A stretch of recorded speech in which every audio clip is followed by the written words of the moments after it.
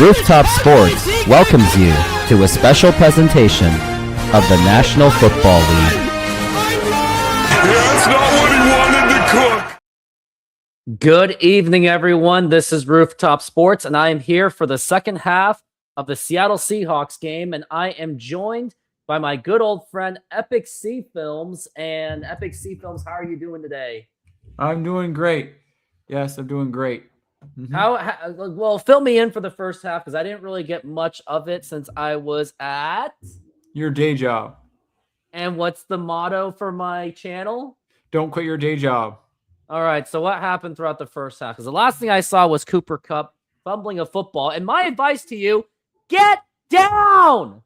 So the whole thing about the first half was that the Seahawks. The Seahawks. What happened was the Rams were moving the ball, and they moved the ball a lot in the first half. But during the first drive, the Rams got stopped because the Rams have been very aggressive going on fourth down.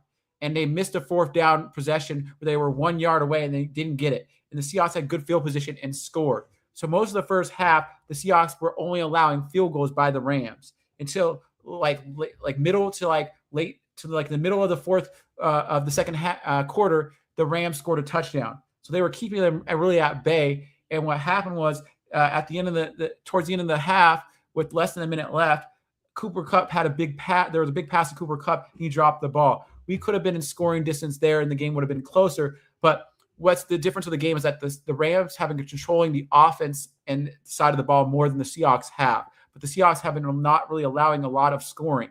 You think so far they've only allowed 13. The Seahawks had one really good drive, and that's why they have 7 points. And it's because the Rams gave them good field position. And that's what happened. But why did Cooper Kupp fumble a football? Like, why didn't he just get down? Like, he was moving forward. He had his momentum. He was not going to. He wasn't going to break tackles, get to a touchdown. He just get down. Yeah, but he was in a situation where his momentum was moving forward, and the guys just happened to tackle him. You just get your ass down and let Sam Darnold or whoever take care of the rest. There was still plenty of time. What's been really good about Sam Darnold so far this game is none of the problems have been Sam Darnold because he has not caused any interceptions so far this game. He's not thrown any picks, so he's been doing really good. He's had some opportunities where he tried to run the ball and couldn't run it because he's not a runner. But at least he didn't throw an interception. So you can say that's an improvement. Yeah.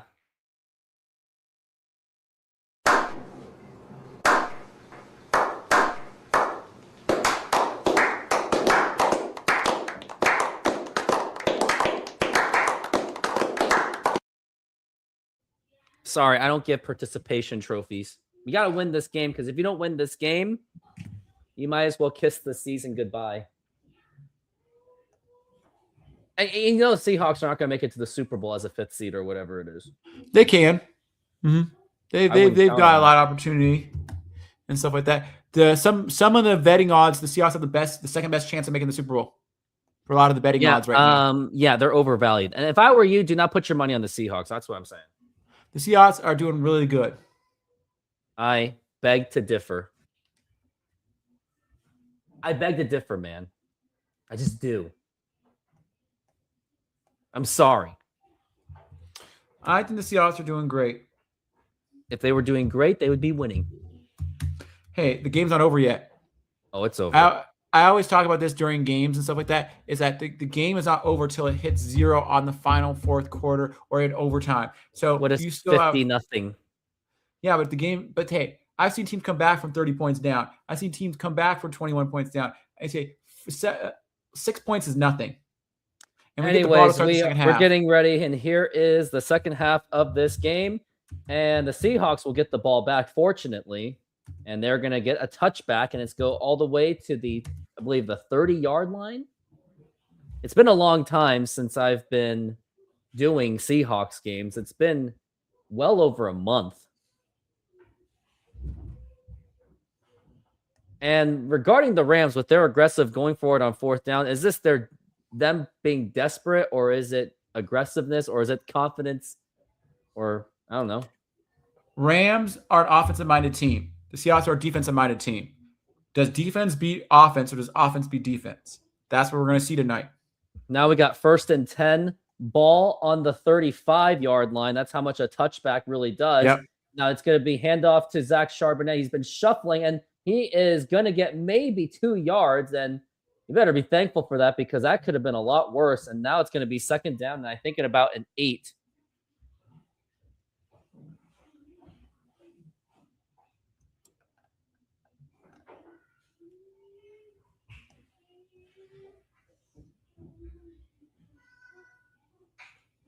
It was a little toss to Zach Charbonnet.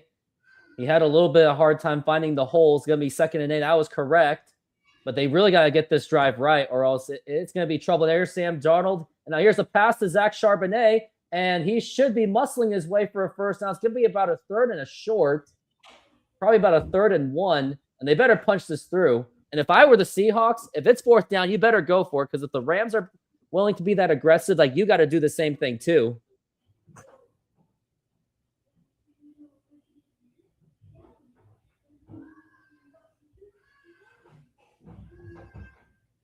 And now it looks like we're going to do a quarterback sneak on a 3rd and inches. Looks like Sam Darnold's going to dive through for it. And here's Sam Darnold. Does he get through? I don't know if he does. I guess we're going to have to find out. It was Barner. AJ Barner did the tight end sneak. Oh, AJ Barner's the one that did it. Yeah. It'll be a first down for the Seahawks. Go! Go! Are you spoiling things? Gotta stop that. It's a bad habit. Oh, I must be a few seconds ahead of you. And now it's going to be 1st and 10. And it's going to be man in motion. And now it's going to be handoff to Kenneth Walker. And he gets the opening. And he is going to the 40, the 30, the 20. He might go the way to the 10. And that is a touchdown, Seahawks. Kenneth Walker with a big run. And the Seahawks have now tied the game 13-13. And now just a PAT. They will take the lead. And what a huge run by Kenneth Walker. Kenneth Walker's been the best player of the day. He's had 2 big runs today. He's been the best player of the day. He for the absolutely Seahawks. been, and he was able to find that hole, and he used that speed to get there to make that a touchdown. Yep. And just like that, now we're tied. Let's see if we get the extra point, and then we'll be ahead. What do you think of the uniforms now? The Rivals uniforms now in action. I hate it. Ooh, he almost missed that, but it was in. So.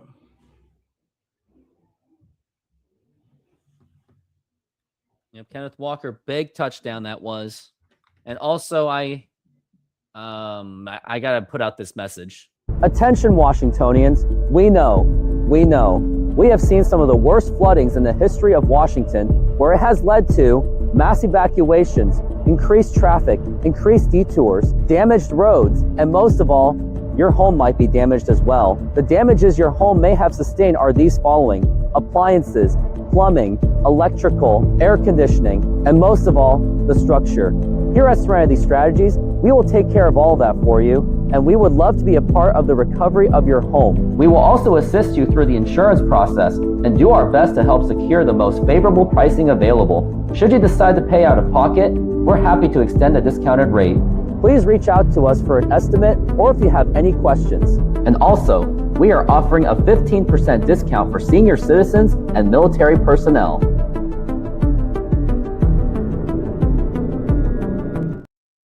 Senor, tell me how you make a thin crust Sahara pizza. With your hands. Cornmeal.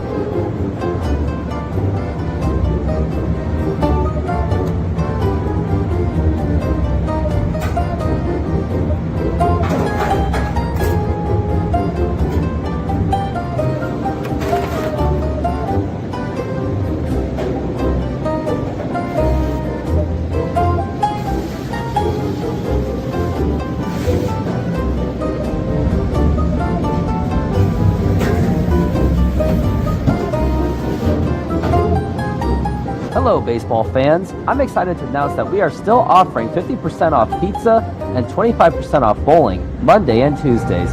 Head on over to Snoqualmie Sahara Pizza. This deal will go through May. And that's how you make a Sahara pizza. Beautiful thing,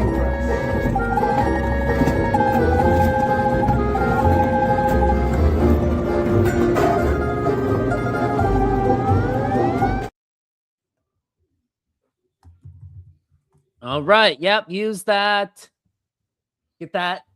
Oh, that's Monday and Tuesdays. Oopsie. But that's when you get your opportunity. And now we are back from the break. And Jason Myers, the hero from last week's game, is about to do that kickoff. Doing a little bit of squib kick. I did not like that kick at all.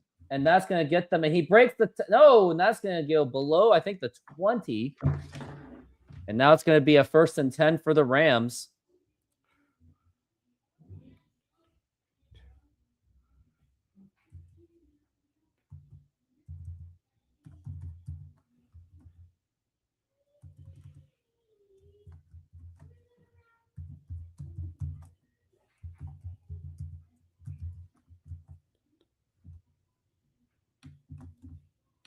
And now we are at 1st and 10.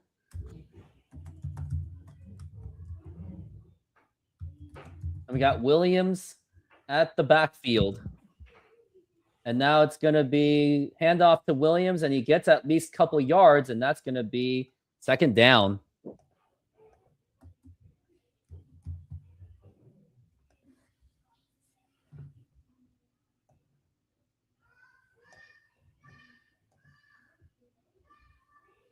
The Rams' running game has been really good tonight.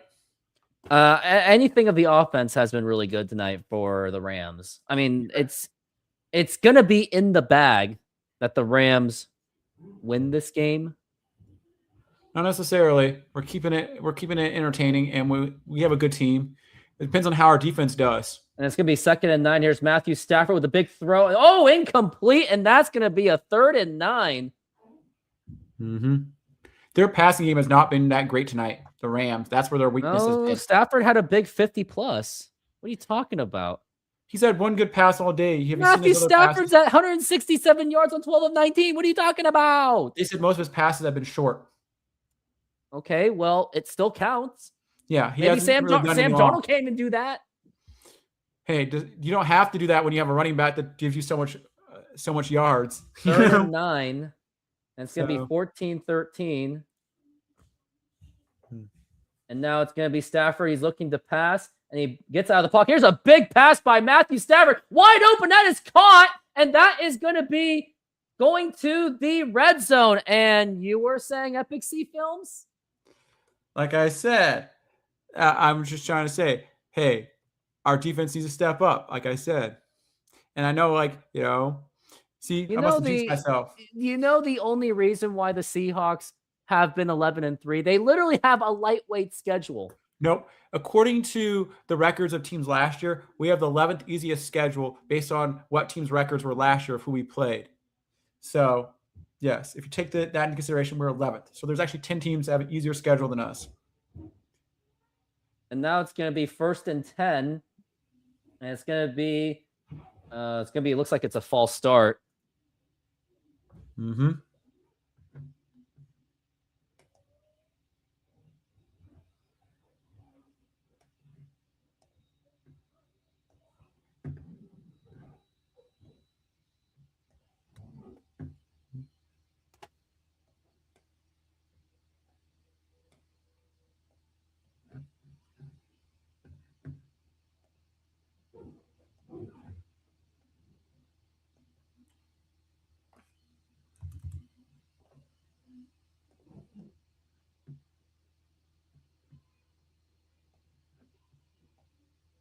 And now we got Matthew Stafford. He is still on the huddle. And it's going to be 1st and 10. And it's going to be handoff. And it's going to be a huge amount of gain. And that's going to be about 7 yards. But we got a flag. And you would hope that that's a holding call. Yeah, it's going to be holding on the offense. Honestly, the only way the Seahawks win is if they bribe the refs. No, the way the Seahawks are going to win this game is based on how they can stop the Rams in the red zone. No. They just have to bribe them. Just pay the refs. They don't need to pay the refs. That's not what they need to do. They've been doing good in the red zone. It's gonna be 1st and 20. They're almost kind of out of the field goal range, sort of. And now it's going to be a flea flicker. Now here's Stafford going for a pass. That's going to be to number 84. And he's got some running room. And they almost got the first down out of that. Where is the defense? Still there. Mm-hmm.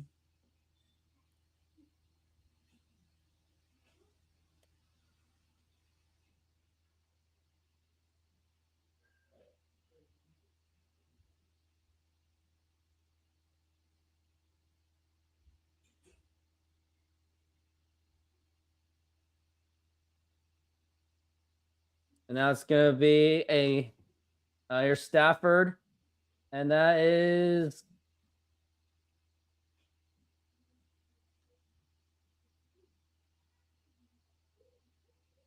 He has no running ability.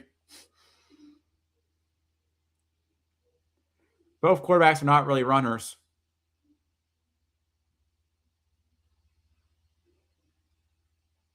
And now it's going to be 3rd down. It's a big 3rd down here. 3rd and 3. Mm-hmm. 323 yards of total offense. And it's going to be a handoff, and number 23 goes down. And it's going to be 4th down. And my prediction is I think they're just going to go for it. You think so? Yeah, they're going to go for it because they know that the Seahawks offense isn't that good. So they can trust their defense because Seahawks ain't getting anything.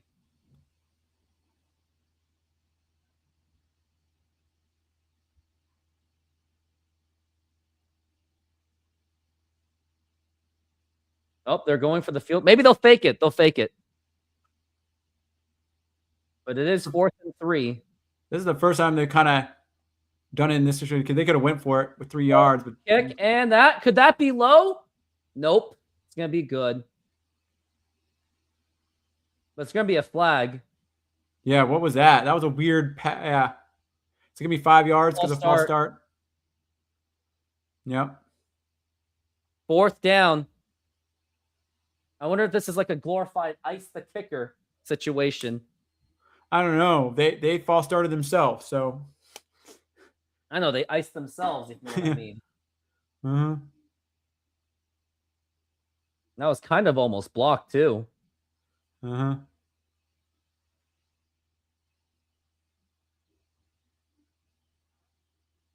$41-yard attempt.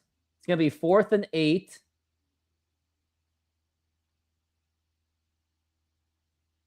And now here's going to be the kick.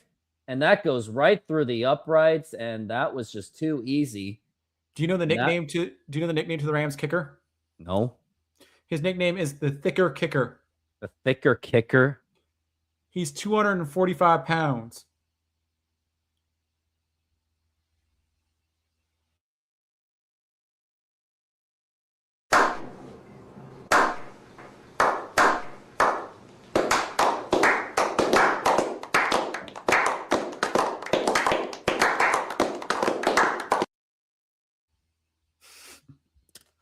I'm just saying. That's what people nicknamed him. It's not me. I heard it on the radio. Mm-hmm. I don't know.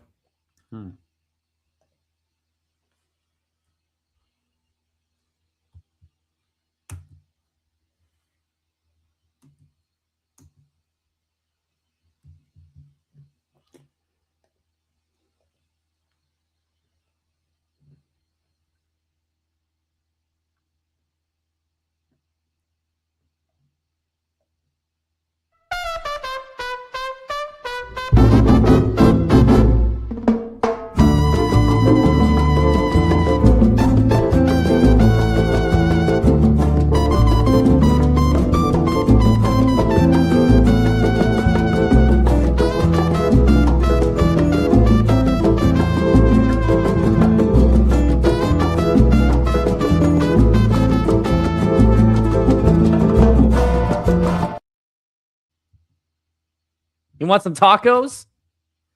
I've Or had their tortas? I've had their burrito. Haven't had their tortas yet. Why don't you tell them how good the burrito was from that place? The burrito was good. Yes. Was it better than the pizza? Like I think they call themselves a pizza place, but I feel like their burritos and burgers were better. I think that's also where they make most of their money. What? The pizza is just to draw attention, basically. Mm. And the bowling is basically drawing attention. I don't know if they're making money off of that. Their real money maker is the tacos and the burger. Okay. That's where they have the higher profit margin. Mm-hmm. And also, technically, they're not even paying rent. If you know what I mean. Well, a lot of times when you own a building or you have a certain deal, it's like when you own it, you're just paying taxes on it, so you have a lot lower cost. Yeah. Yeah. So the owner told me that the truck was the moneymaker. Mm-hmm. Yeah. And now there's going to be the kickoff. And that goes all the way to way past the end zone. And the Seahawks are going to have to step up here. We need get some plays for Jackson Smith and Jigba. I mean, he hasn't even gotten one reception, and he's only been targeted once. He owns 45% of the team's receiving yards, would be the fourth highest in the season since 1970. And I hate these Seahawks jerseys, by the way. I think it's bad juju for them. I like them. And that's going to be first and 10. I don't hate them. And now it's going to be, here's Sam Darnold looking to pass. Now here's a big pass, and that's going to be incomplete. Ball intended for Jackson Smith and Jigba. Now that's going to be a second down. Terrible throw by Sam Darnold. I have no idea what he was throwing to. Mm-hmm.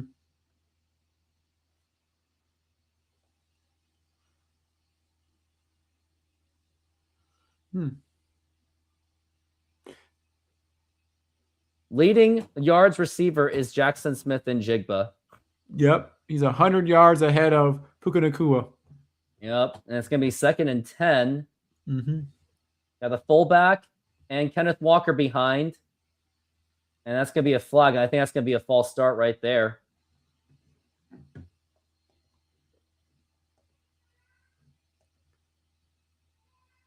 And I think that's Anthony Bradford who's been charged. No, it's not Anthony. It's Zabel.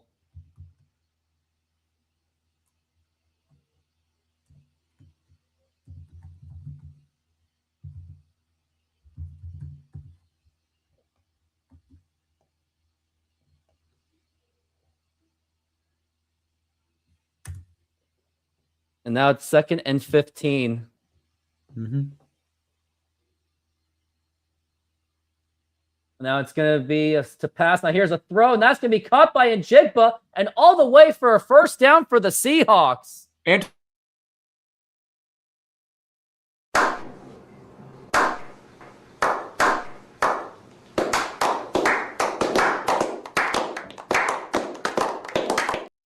there you go. First down.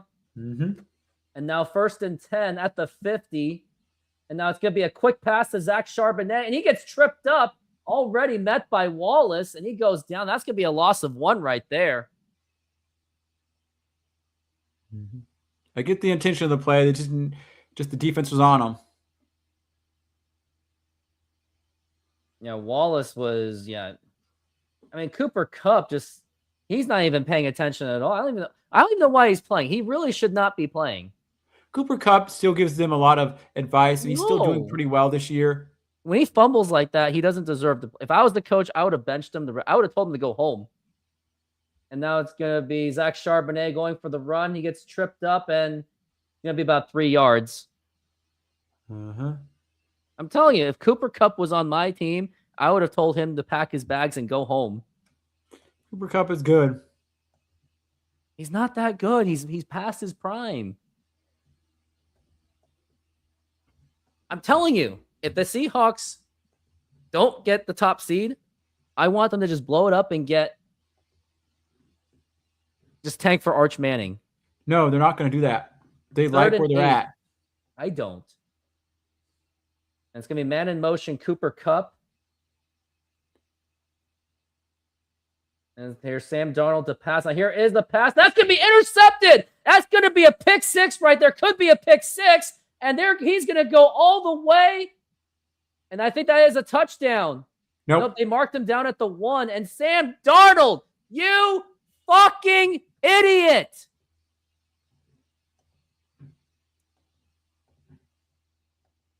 Why?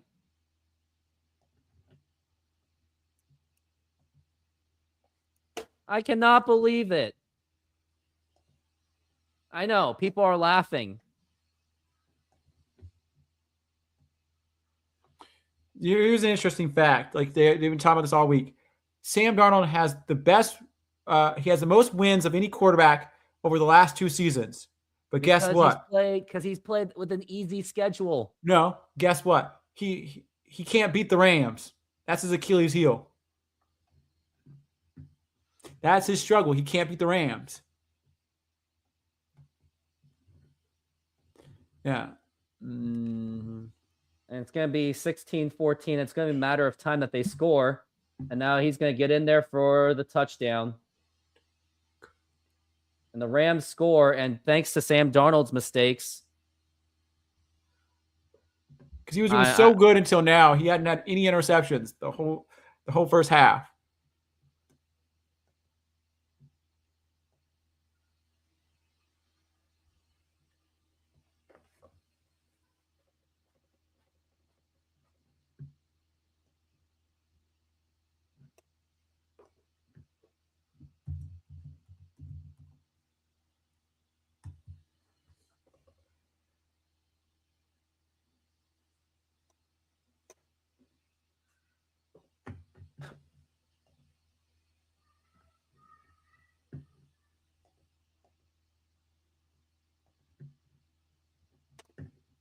Now here's the kick. And that is good. Congratulations, Rams. You have secured your spot for the NFC West. Game's not over yet, Joe. The game's not over. There's still a lot of football left. How about this? If the Seahawks win this game, and by the way, Sam Darnold threw his helmet like a child, so that's another reason why he's not a franchise quarterback. If the Seahawks win this game, I will give you the entire 2027 fantasy season for free. Do we have a deal? So I don't have to give you anything? Yeah, you don't have to give me anything because the Seahawks winning this game the Rams winning this game is worthless. No, I think the Seahawks will win this game. So hey, you can give me that. Put your money where your mouth is. I'm saying I'm putting no money on this. If the Seahawks win this game, I will give you free fantasy admissions for the entire 27 WNBA, NFL, MLB, NBA, NHL, women's basketball. Okay. If the Rams win, you give me nothing.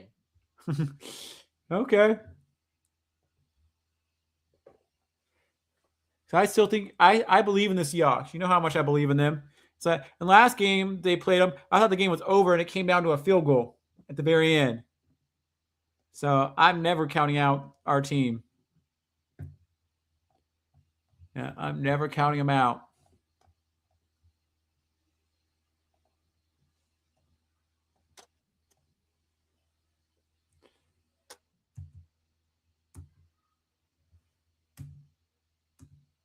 I'm telling you. How about we just forfeit so we don't have to embarrass ourselves? We're not embarrassing ourselves. Yes, this is an embarrassment. It's not an embarrassment. Plus, you know what? I'm betting $90.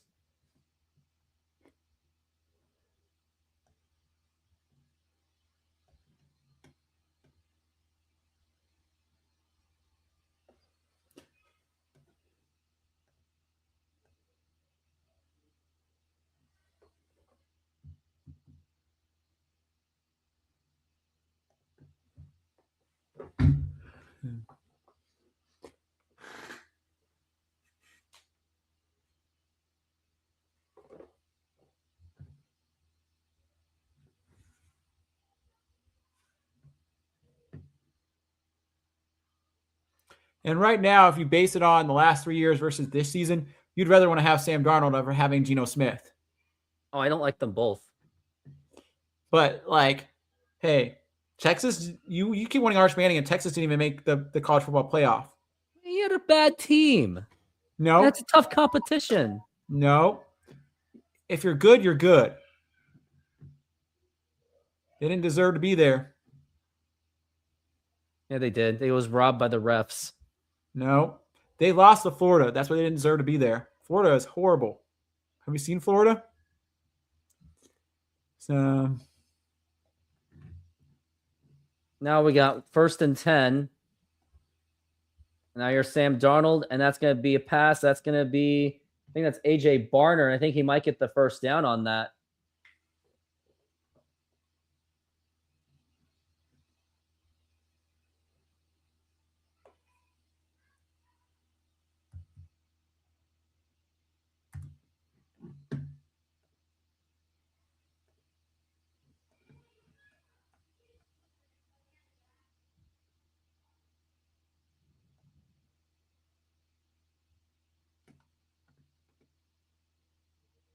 And now you're Sam Darnold looking to pass. He gets lit up and nearly intercepted. And isn't there like a roughing the passer on that one?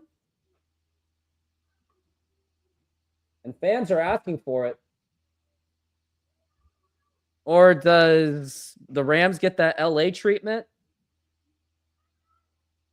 I mean, don't you think this is roughing the passer? I don't know. Roughing the passer is a really hard call for me. I can, because sometimes like the split second timing of things, And it's not roughing the passer because it was on the continuation. It was before he released the ball. But it's going to be 2nd and 10. And here's Sam Darnold to pass. And he's going for a big pass. That's going to be caught by Jackson Smith and Jigba. And that's going to be a first down. Mm-hmm.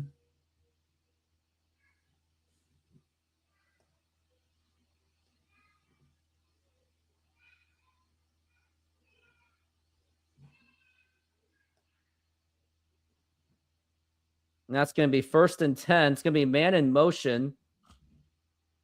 And now he's going for a pass. He scrambles out of the pocket. And now it's going to be a pass, going to be incomplete, but there's going to be a holding call. Because what else would it be? Holding on the offense, Abraham Lincoln.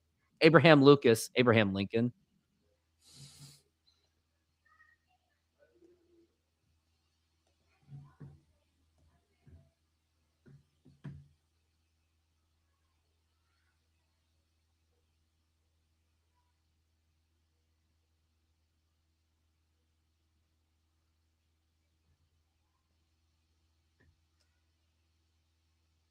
And now it's going to be 1st and 20 because of a big holding call.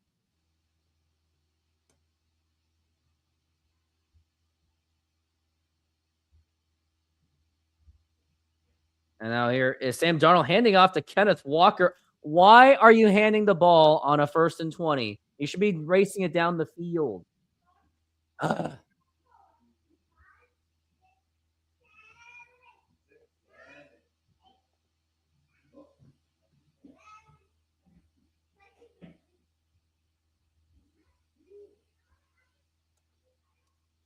Now it's going to be 2nd and 19.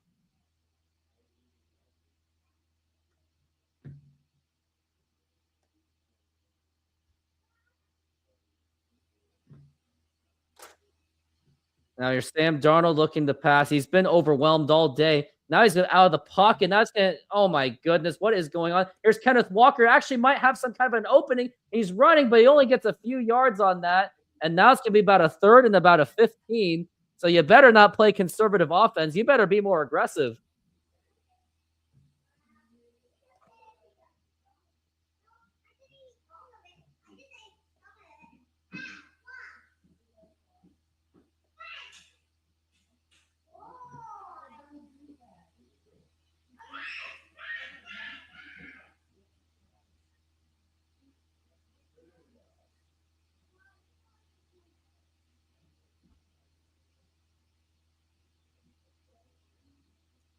Now it's going to be 3rd and 14. Now here's Sam Darnold to pass. Got some time. Now here is a big pass, and that's going to be ball intended for Cooper Kupp, and that's going to be 4th down. Awful pass by Sam Darnold. And now that's going to be 4th down.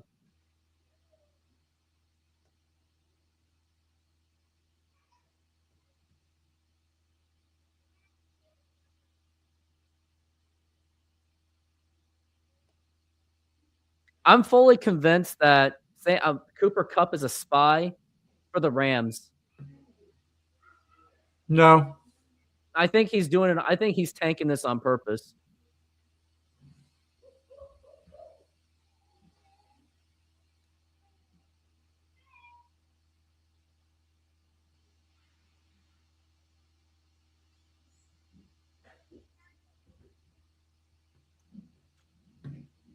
No, I mean, think about it.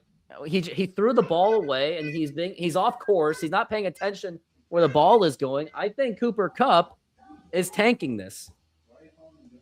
I think he's trying to help the Rams win.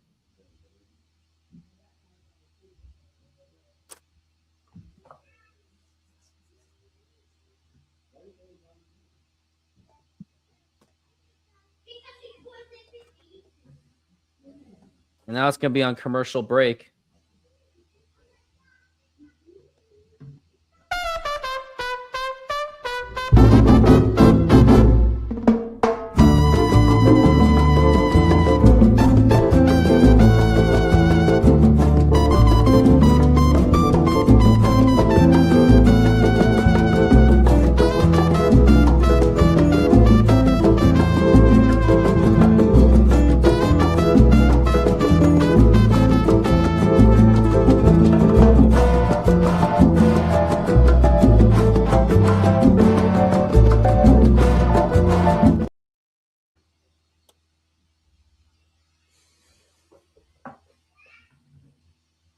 I'm still not worried. I am. Nope. I am very calm. If I were you, I would not. I would still expect you to pay for my fantasy dues going into 2027. Yeah, so I still feel really good about the Seahawks. Enlighten me. Because the Seahawks have a good team. They've won a lot of games already this year. They've won 11 games or 10 games already this year. They're having a really good season already and stuff. So it's like you can't say they're bad. They're better than they were with Geno Smith. Overall, their defense has improved this year. It went a step up this year. Also, their offense has gotten better since Geno left. So it's like, and then also DK Metcalf was almost like Achilles' heel too when we got rid of him. So it has was DK Metcalf really that much better than Cooper Kupp? He didn't do much for us. I'd rather have DK Metcalf. But because DK Metcalf hasn't done much for us the last few years. He was just a spy. But he would have been better for Sam Darnold.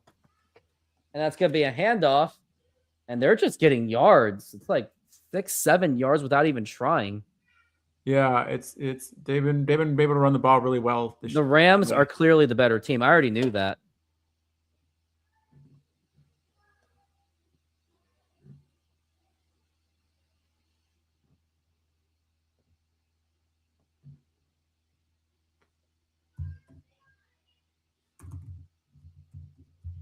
Now it's going to be handoff, and it's going to be maybe a couple yards, but it doesn't matter. Rams are going to convert anyway.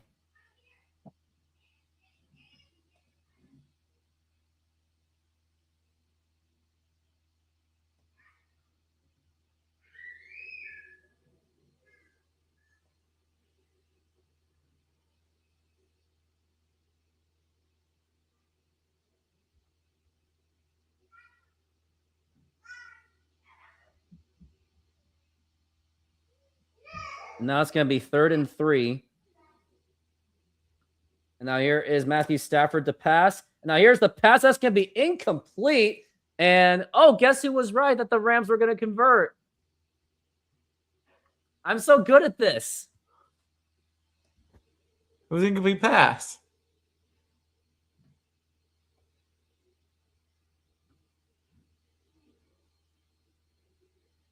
No, it was complete. Told you, 1st and 10. I thought you said it was incomplete. If the Rams don't score, I'll give you 2027 for free, and I'll defer the 2028. They're going to score. And now here is Stafford looking to pass. And now here is the pass. And that's going to be caught. And now we're at 2nd down.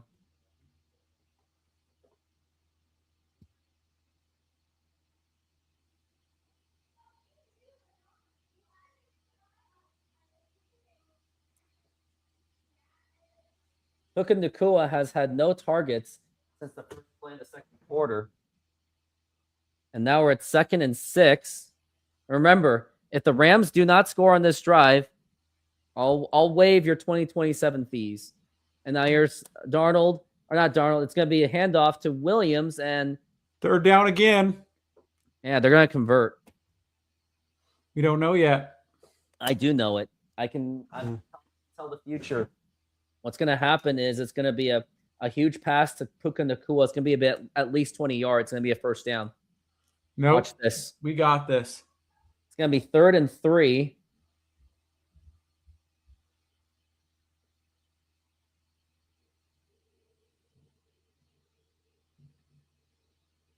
Third down conversion. See, Rams are 4 for 11. So they have 4.5 good. yards to go.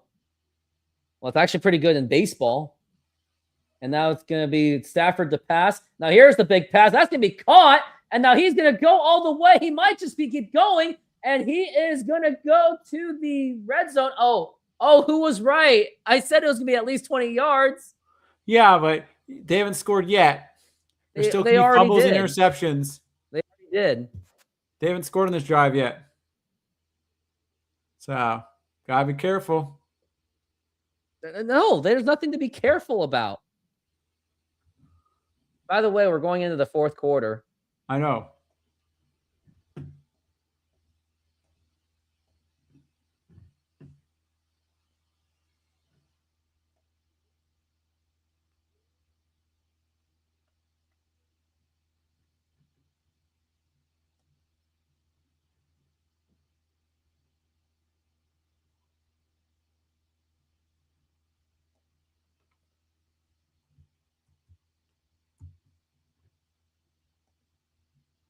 Any more commercials? Try our delicious burgers today. Satisfy your cravings with our mouth-watering burgers. Double cheeseburger with classic double beef patties with melted cheese, lettuce, tomatoes, onion and house sauce, a fresh, flavorful delight. Double bacon cheeseburger, crispy bacon, fried onions, barbecue sauce, and double cheese. Double guacamole bacon burger, double cheese, crispy bacon, guacamole, lettuce, tomatoes, onions, and our special house sauce. Pair any burger with fries with an ice-cold drink for the perfect meal. Come down and taste the difference. You can only find these burgers at our Snoqualmie Mexican food truck.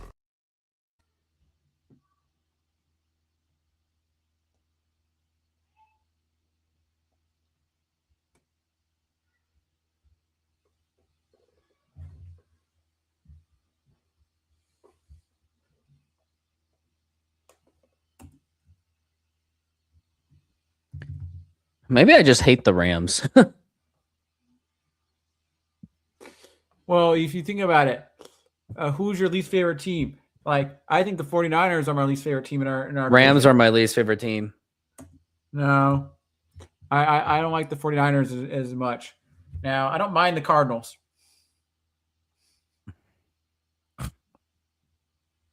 You know why? Because they're kind of an underdog story. Yeah, I know.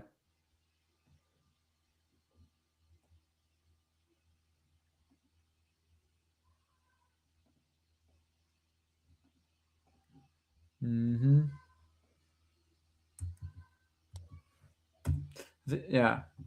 San Francisco and Seattle, their rivalry is bigger, I think. And also, I think the other thing with it is that the Seattle and San Francisco have a lot of similarities, more than LA. Because think about it.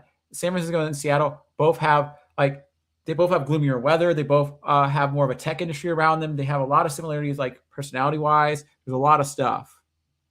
I guess so. Mm-hmm.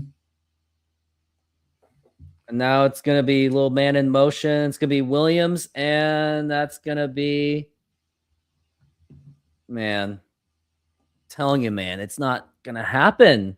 It's just not going to happen. You never know what's going to happen. Anything's I already possible. know it. Do you want to know what the odds are? If you bet for the Seahawks, if you bet $10 on the Seahawks, you win $100. That's how much we don't have a chance. We have a chance. We always have a chance.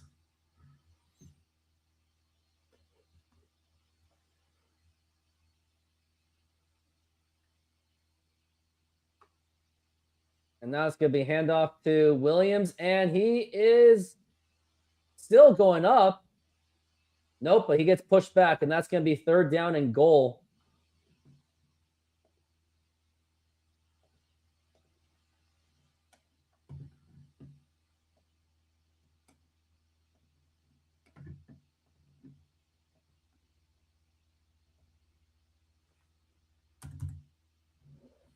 Oh, no. And Kobe Bryant is a little bit shaken up. There better be an injury timeout.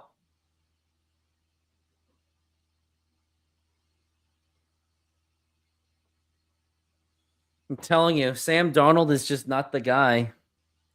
Hey, Sam Darnold's good.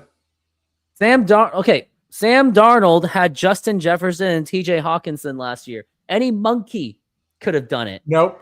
Look at JJ McCarthy. Horrible. And has the same lineup. Because everyone's hurt. No. He's been Not injured. everybody's hurt. JJ McCarthy has almost the same exact team pretty much as Sam Darnold did and can't do squat with it. They missed the playoffs this year. So your argument doesn't make any sense because you have evidence of another guy coming in and can't even win games. Even the other guy who came in, which was Carson Wentz, and couldn't even win games. Also, the Vikings were given a tougher schedule. Not really. Seahawks have a very lightweight schedule. No, not really. Now it's 3rd and goal, and they have basically 2 chances to get this in. And it's going to be a pass, and that's going to be a touchdown, just a laser throw by Matthew Stafford, and that's Puka Nacua. And you can pretty much just kiss this to bed, as that was the dagger. Congratulations, Rams. You have won the division.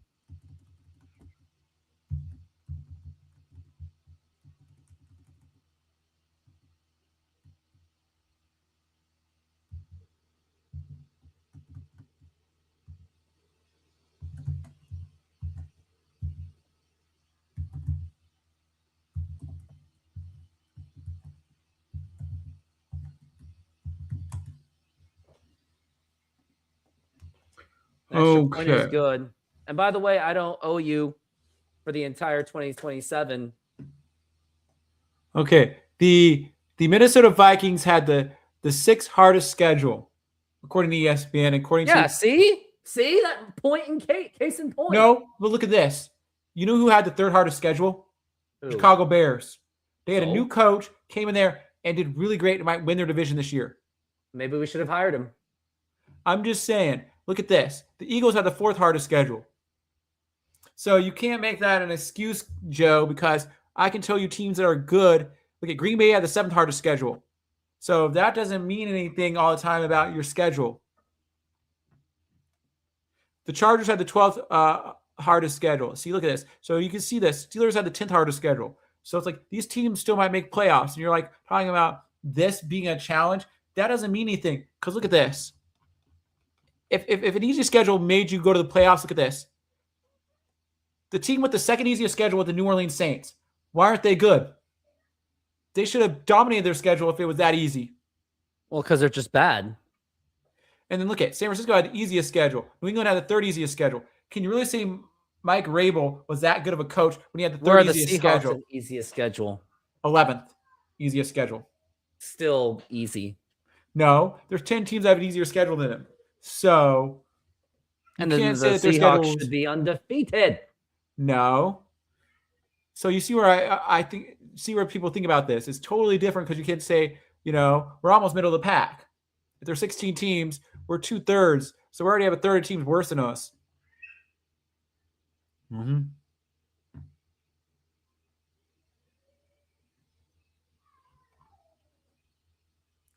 So it depends on what argument you want to make out of that story. Because look at this. San Francisco had an easy schedule. New Orleans Saints had an easy schedule. New England, Tennessee had an easy schedule. Carolina had an easy schedule. Arizona's schedule was easier than ours. New York Jets. So I'm just saying it's interesting to see where people are on this little spectrum here. You know who had the hardest schedule? The New York Giants. Do you feel any sympathy for them? No, because they're tanking. They're not tanking. And that's what I want the Seahawks to do next season. Tank for Manning. They're not. We are never a team that tanks. I don't want Jalen Milroe or Sam Darnold running this team. Yes, but that's who we got right now. I don't want them. You might not like them, but that's what we got right now, and there's nothing you can do about it. Remember when I wanted C.J. Stroud? They should have went with that plan, and they would be. You didn't want C.J. Stroud until after you saw C.J. Stroud play good for Houston. Yes. So I was right. No. You said he was good after the fact. You didn't say before the fact. I did. I wanted him at the time. No. Who did I want? And now you're saying you want Arch Manning, and a lot of people said that Arch Manning is not even a 5th-round draft pick. He won't even be as high of a draft pick right now as Shadir Sanders. And that's sad to say. They're just he came out in the draft today. He wouldn't be as high as hating Shadir him Sanders. because his name is Manning, and they're just jealous. Nope. Did you see his stats this year? You don't look at his stats. The stats are good. I looked at it. No, they aren't.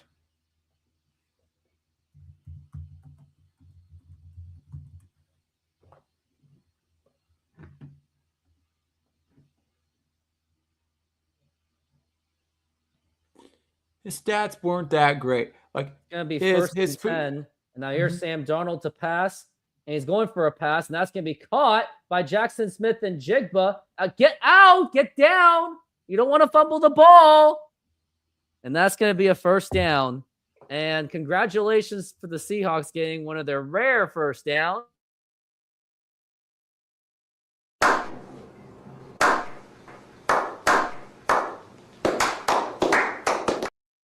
And now it's going to be first and 10. And now it's going to be Sam Darnold to pass. And that's going to be caught by Jackson Smith and Jigba. And he swings an arm at Williams. And he should have been flagged for that. But it's still going to be second down in inches. Run the ball on this one. Kobe Bryant is now walking on his own power.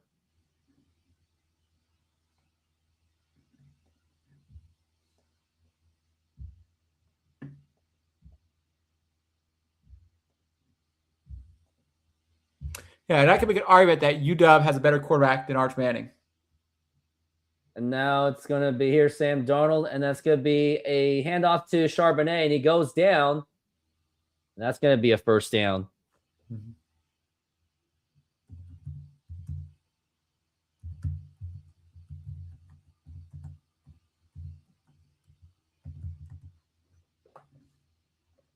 So who has the most interceptions this year so far?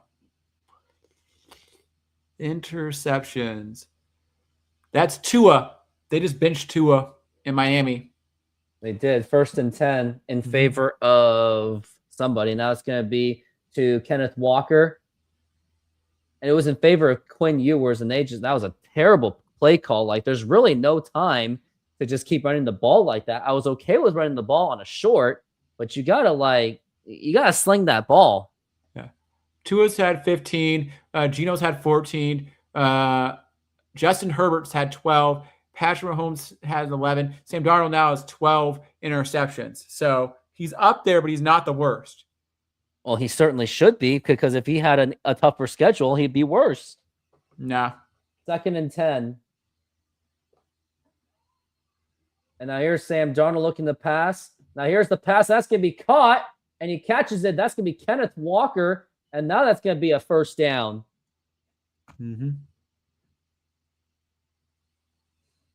But here's a weird stat. So J.J. McCarthy's only played 8 games. But guess what? He's had 11 interceptions. So technically, you could argue that J.J. McCarthy is actually the worst. Well, J.J. Minnesota McCarthy's not downgraded. good. J.J. McCarthy's not good anyway. Yeah. I knew he wasn't going to be good. It's going to be first and goal. Man in motion is Jackson Smith and Jigba. And now here's Darnold looking to pass. Here is the pass. That's going to be caught by and Jigba. He gets dragged out, and that's going to be a little bit forward progress. But you got to hurry up and score. Time is really running out. Mm-hmm.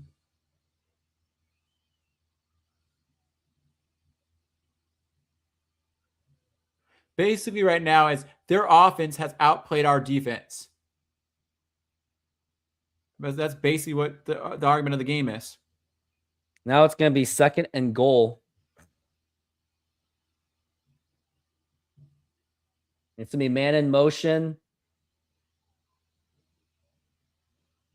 Now here is Sam Darnold to pass. He's not got much time. He has no mobility. He's just got to throw that away. Hey, at least he didn't try to throw it to try to get to somebody to maybe have an interception. He was smarter. No, it just proves that Sam Darnold's just not a good quarterback. Sam Darnold's good. Sam Darnold is a bust. No. There's a reason why he didn't work with the Jets. I would rather have Sam Darnold over having Baker Mayfield. I'll take Baker Mayfield. And because Baker Mayfield was kind of a bust too. Baker Mayfield was on the Browns, and he nearly took them to the AFC Championship game. That was And he one handled good the season. Browns. That was one good season he had there. No, he had several good seasons. It's No. going to be third and goal. Now Intercept. here's going to be a pass, and now here's the pass. That's going to be intercepted by the Rams, and this ball game is over. Oh, my goodness. Like, why does he play so bad against the Rams, Sam Darnold? Why does he play so bad against the Rams? Yeah, I just Oh, don't. my goodness. I cannot believe it. I don't know. Like, why does he play so bad against the Rams? They threw it to a D lineman out of all people. I know. This is so Sam Darnold. Hey, but you know what's a better thing to say? So we've had less of these oh no moments with him than we've had with Gino. Gino had a lot more oh no moments. Oh, You know? I don't think Gino was bad, but I don't think he was amazing. I never thought he was amazing. I just thought, he was good. I didn't think he was as bad as everyone said. I thought he was a mediocre quarterback. That's what I always thought for Gino. But everybody always thought, I was a Gino I really like Gino. No, I thought he was mediocre. I just wanted him to do good. Whoever's our quarterback, I just want them to do good. I don't want our quarterback to be bad. I want them to do and play good. That's how I think about quarterbacks. Whoever comes to our team, I want them to have success. And that's what I'm into. Even if Drew Lock's our starter, I would want Drew Lock to do good if he's our starter. Actually, you know what? I want Drew Lock to be the starter next year because you know why? You know why? He will help us get the number 1 pick. No, you know what's going to happen? The Seahawks are going to extend Sam Darnold's contract. We're going to have him for at least another 2 years, see what he does, and then I want him cut. Milrose. I want him cut. And then what's going to happen is they're going to move on to Jalen Milrose. I don't want him either. But that's our next 5 years planned out. I wanted Jaden Daniels. No, but that's our next 5 years planned out. So your whole plan Jackson won't until your plan won't happen until 2033. Bo Nix. Nope. We're not going to your plan's not happening until almost 2035. You know that? So our next 5 to 7 years is already planned out for us. You didn't know that? Sam Darnold played good enough to re-sign him. You already know that. What do they have to not re-sign him? What's the incentive? Do you really want to do what? Idea. Do you really want to do what Minnesota did and get rid of Sam Darnold when you went to your rookie quarterback and basically ends up not winning, getting you to the playoffs? Why would you do that when you have a player that gets you to the playoffs? I don't want to go to the playoffs because they're not going to do anything in the playoffs with Sam Darnold anyway. We don't know. I do know. Sam Darnold is horrible in the playoffs. Did you see him in Minnesota? But look at this. for like 6 or 7 years, you know who Sam Darnold kind of reminds me of? Kirk Cousins. For 6 or 7 years, they kept Kirk Cousins I around don't because he want made the that kind of. playoffs. It's Kirk Cousins, is still And not that's that what good. the Seahawks could become, is kind of like the Minnesota before, where like they were consistently making the playoffs but couldn't do anything, couldn't like get over the hump. He won one playoff game for them 2nd and 6 in like and 7 now years or it's gonna be something. running back, and he goes down. And honestly, like, Rams are just milking the clock because they know that they won this game. It's only a matter of time until this game is over. Yeah.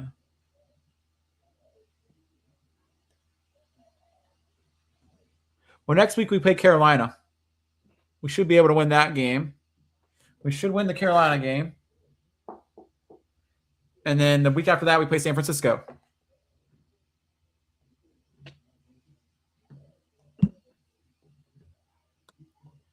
And now we got 3rd and 6.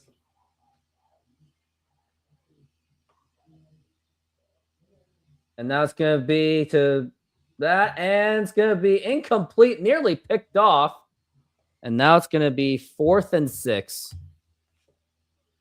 Yeah, and the crazy thing is, like, it'd be really unlikely if we miss the playoffs for winning 11 games. That'd be rare, a rarity. So, you know.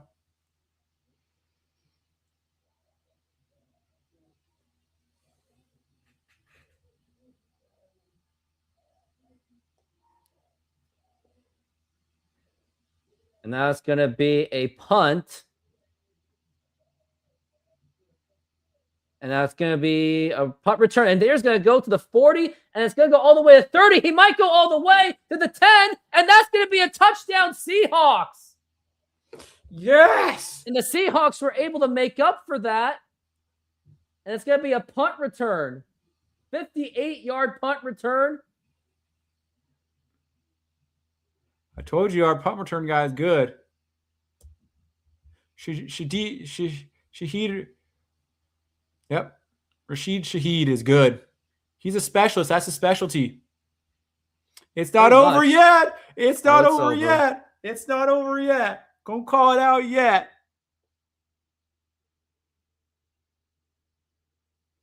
The Rams still have work.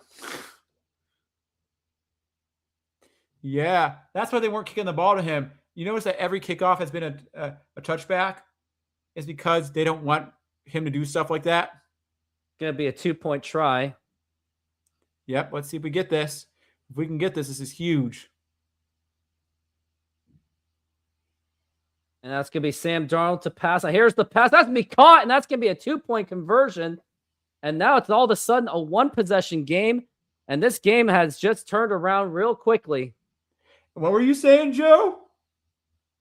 Rams still got this. It was just a little oopsie. You're saying that was an oopsie? Yeah, it was just an oopsie. The Rams just let them have it. You said, oh, don't let them have too many of those or we might win this game. Well, and you know who caught that ball? Cooper Kupp with a 2-point conversion. Yeah. If we can get him 3 and out again, all of a sudden this game is opened up a lot.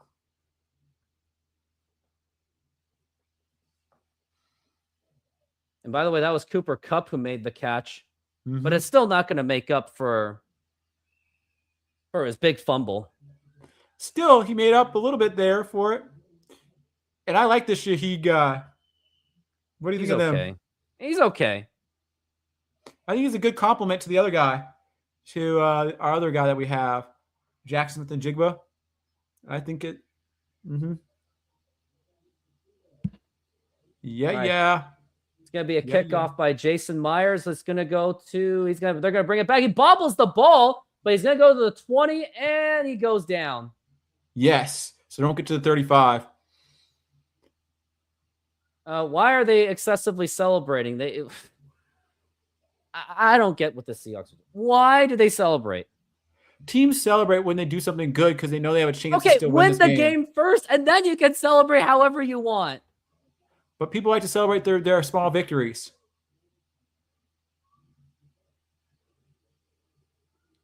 Mm-hmm. And now we're at 1st and 10.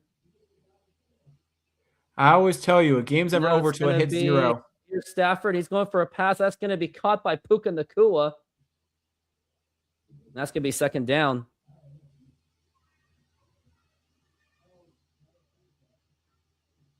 They keep showing the schedules. I'm like, I know what the remaining schedules are.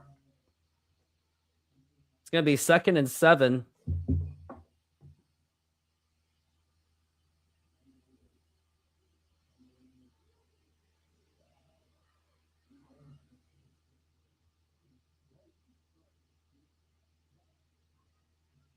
And now here's Stafford, and he is getting overwhelmed. That's going to be incomplete. 3rd and 7.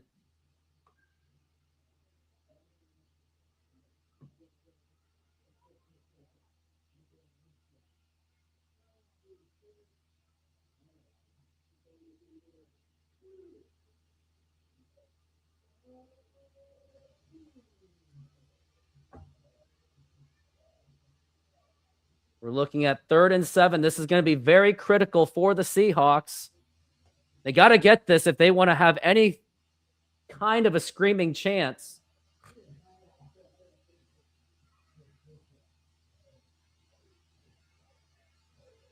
And now here is Matthew Stafford looking to pass. He's getting a little bit overwhelmed by now. He's open. Now he's going for a big pass, and that is going to be caught. Incomplete, they called it. It might hit the ground. Did it hit the ground? It may have hit the ground, but hey, Rams, I dare you to go for it. I dare you. I dare you to go for it.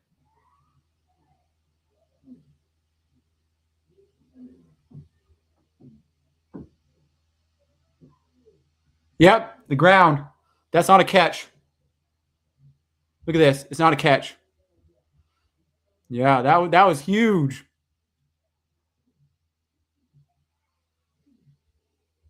And that's going to be 4th and 7. And that's going to be a huge punt.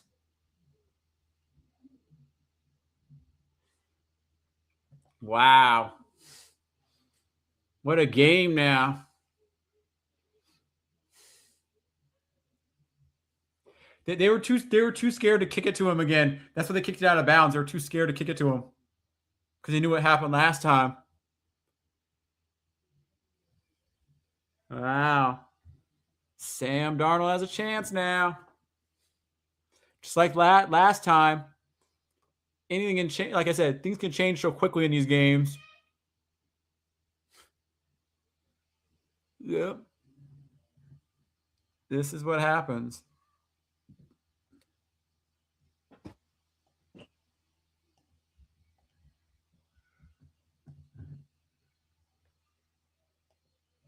Seahawks are 0 and 172 of all time when trailing by 15 point plus in the 4th quarter.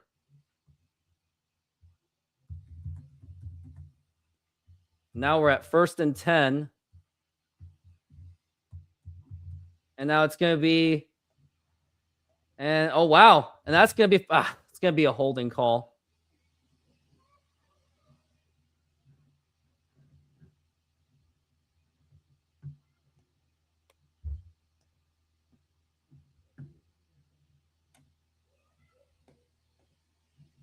Ooh, on the Rams. The holding calls on the Rams. Yeah, I know. So that's good for the Seahawks.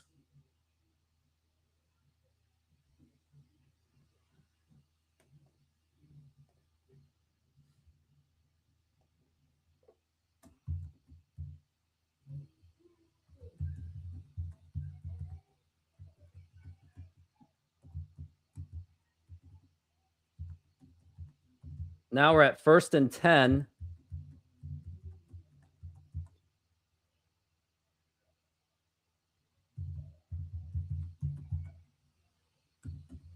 And now it's going to be Sam Darnold. He's got plenty of time. Now here's a big pass. It's going to be, and it's caught. That is a touchdown by A.J. Barner. He made the big catch, and it's just, 2 points away from tying this ball game.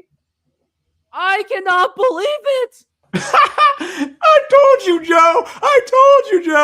I told you.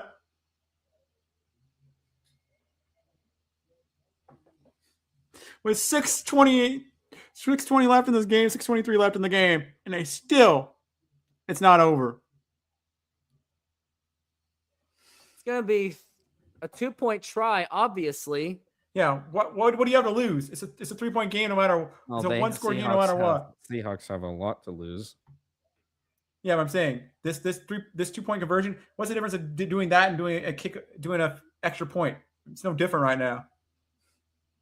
It's going to be 30-28 right now. This is crazy. If Sam Darnold wins this game with 2 interceptions, that goes to show you.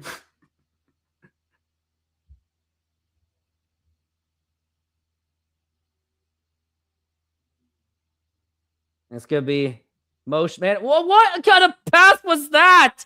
Sam Darnold, Sam Darnold rushed that. Sam Darnold rushed that. He did rush it. But man, wow. What a turnaround in this game.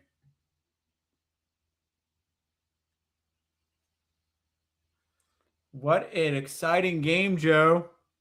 For a Thursday night game, this has been pretty exciting. I don't need this. It's too stressful for you? Yes. You were calling it over 5 minutes ago? What happened in 5 minutes?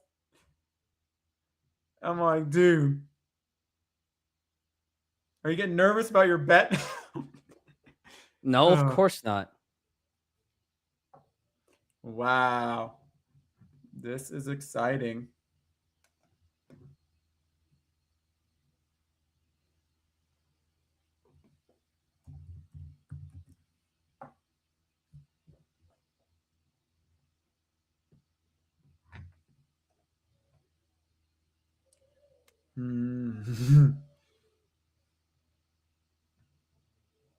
Rashid Shaheed, that is second coming of Devin Hester. The end is near. This has been a very shocking game. Mm-hmm.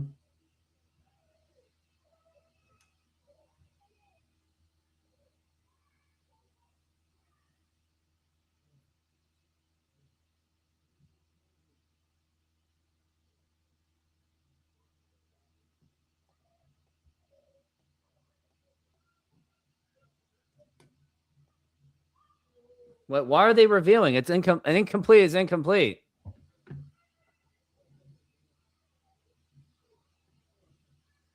We make out of this alive. Daniel is also welcome to Korean barbecue. You want to join us too?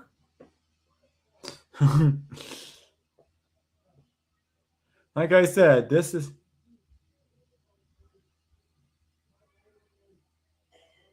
But wait, what are they reviewing exactly? I am so confused. I am confused.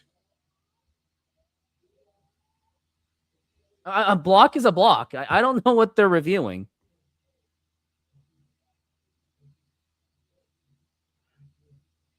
I am confused. I don't know what they're reviewing. Have they said what they're reviewing?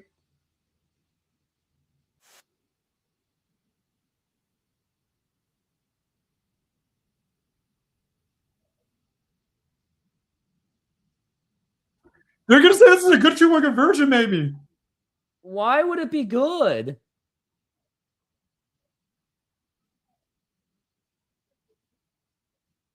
Wait, they're going to call this a 2-point conversion?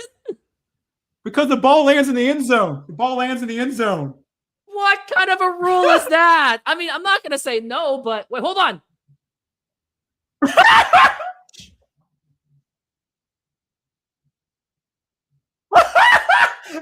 It was technically a fumble, and they're calling it a 2-point conversion? This is the weirdest play I've ever seen.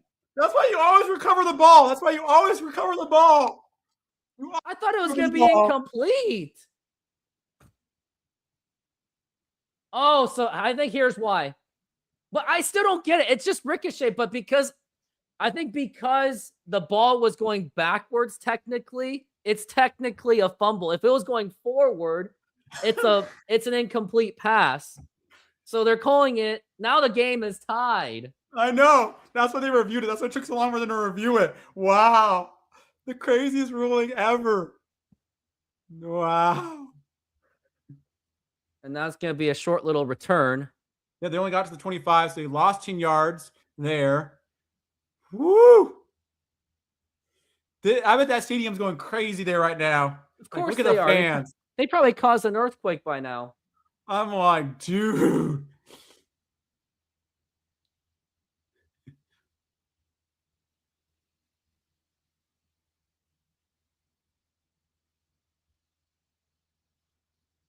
Going to be 1st and 10. And that's going to be handoff. Next to nothing, they say. Yeah.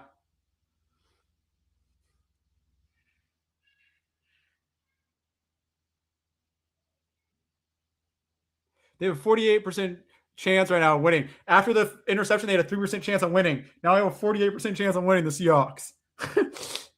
That second interception, wow. That's 2nd and 8.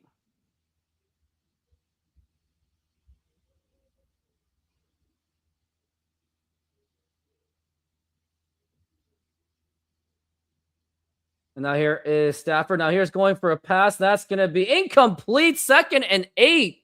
3rd and 8. Wow, he's getting shaken up now. Look at this. He got shaken up a little bit on that. See him. Look at there. He's feeling something now. Stafford, look at this. Wow.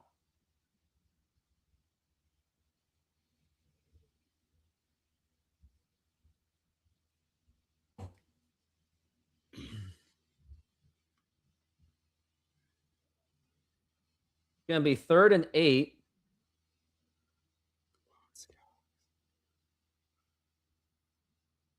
And now it's going to be a pass. That's going to be caught by Puka Nacua. But short of the first down. Do you go for it here, or down. do you kick the? Do you go for it here, or do you kick, or do you punt it off? They're punting it because they're too far back.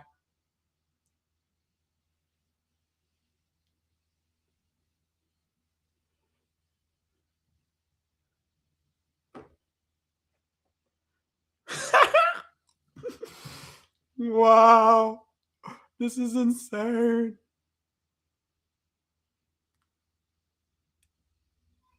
That's going to be 4th and 3. And now they're punting. And if I were the Seahawks, I would hold it. Eat that clock as much as you can. Don't score too early. And that's going to be a fair catch. Yeah. But wow. What a thing. Because they just need to get a field goal and they win this game.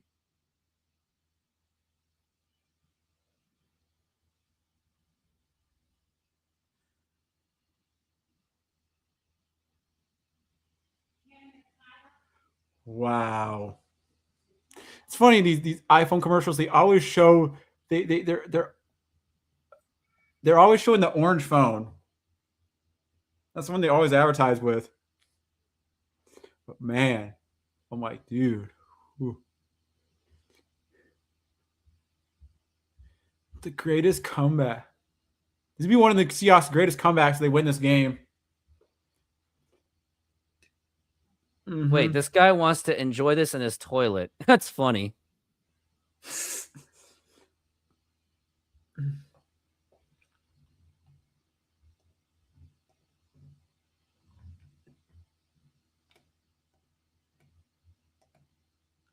Wow.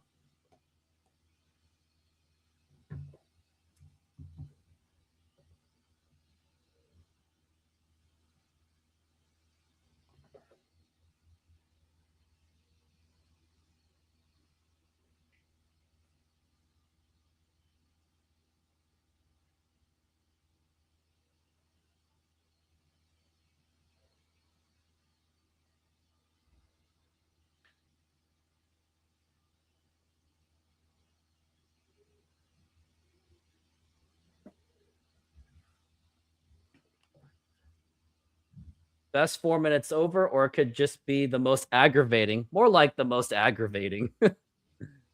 Yeah. Well, we have the control right now. And Mark, just remember to... It's that Snoqualmie Sahara pizza place. Wow.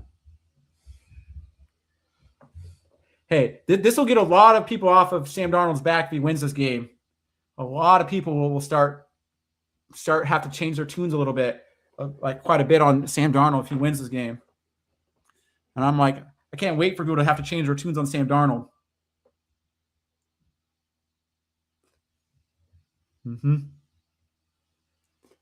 Yeah, what was that weird one? It was for years. I think it was like Joe Burrow had. And now here is Sam Darnold to pass. Here's the pass.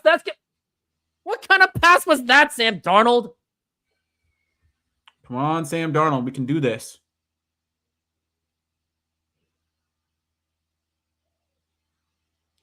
You can do this, Sam Darnold. You have the ability to do it.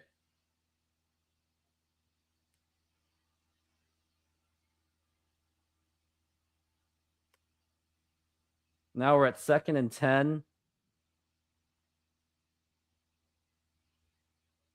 And now here's Darnold going to Kenneth Walker, and really bad play calling. But he at least got a couple yards out of that. Nope, that's not good enough because it's going to be 3rd down. 3rd and long, but yeah, and 3rd and long, and you don't want to give the Rams the ball on a game-winning drive. Yeah. But that was a huge hit on Matthew Stafford he took.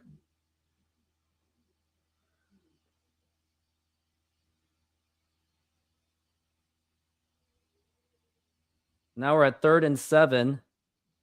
And now here is Jackson Smith and Jigba. And that's going to be a 4th down. Go for it. Go for it on 4th down. The Rams are going to score anyway. Just go for it. Please go for it. Please go for it on 4th down.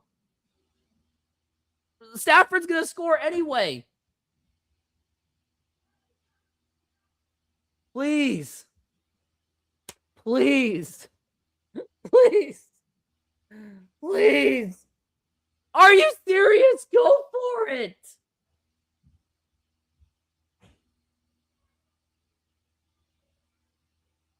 Good. They forced him back.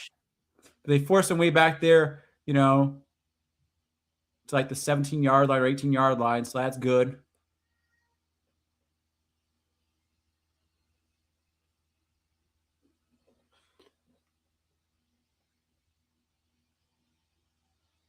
Look at this. Look at our records compared to theirs for like being up by 15, being down by 15. Yeah, Rams still won this. Not necessarily. Yes. Our defense has been playing better lately. So let's see what we can do here. It's going to be 1st and 10.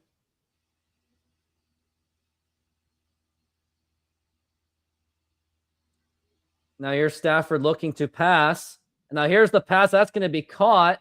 And it's still got to be 5 yards of gain. That's still dangerous.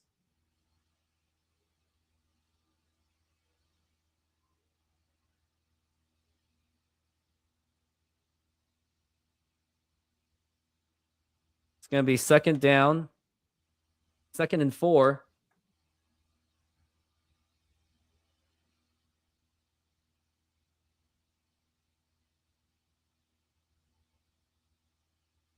And now here's Stafford. Ooh, and it got batted. It's going to be a pass batted down.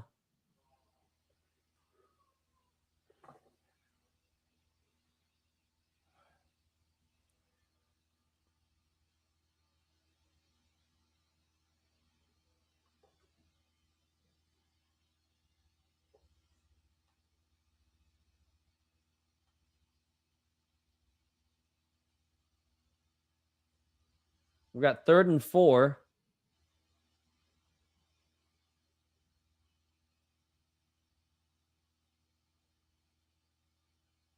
And now here's Sam Darnold, or not Matthew Stafford, the pass. Here's the pass, and he just caught that.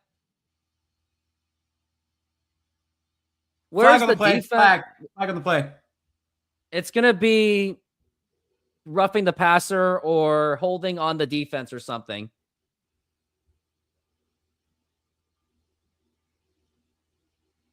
What do we got here?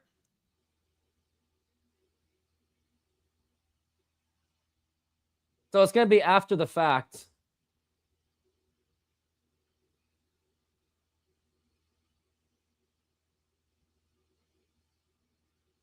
So it's going to probably be a taunting call.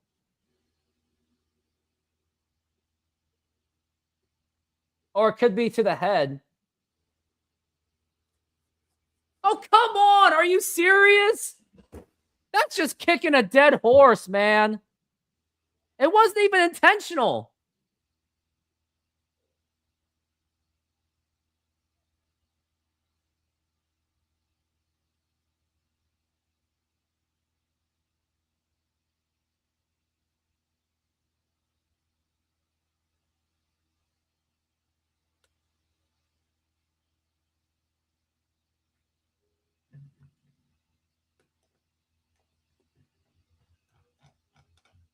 Now it's 1st and 10, and they're well in the red zone. And here's Williams. And he's going to get almost a first Flag. down. It's going to be a flag. Oh, going the other way. Holding.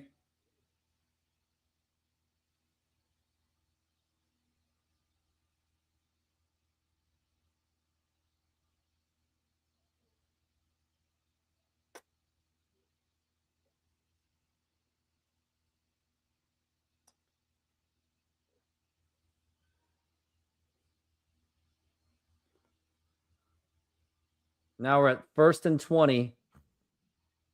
I mean, they're going to easily make up for the 20 yards anyway. It's the Rams' offense. Their offense is just too good.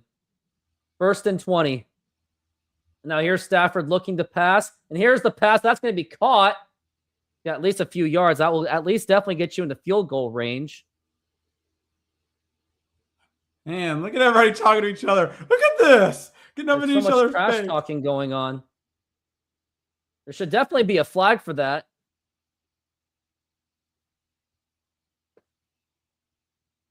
Wow. This is getting crazy, this game.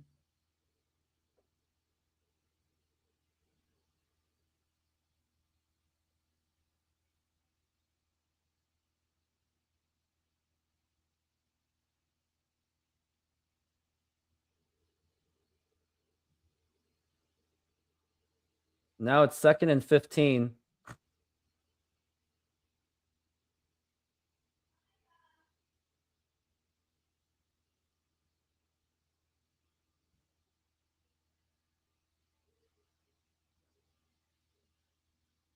And that's going to be to Williams, and he's just getting way too many holes.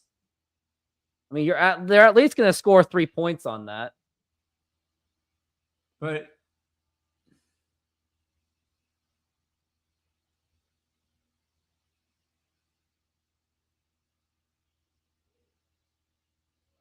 this is a big play right here. 3rd and 8. Yep, it's going to be 3rd and 8, all right.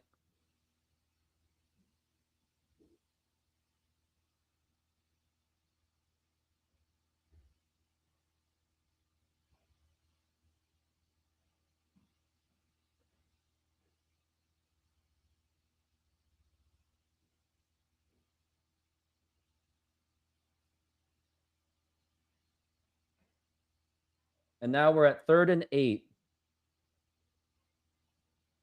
And now here's Stafford looking to pass. Way overthrew it. That's going to be incomplete.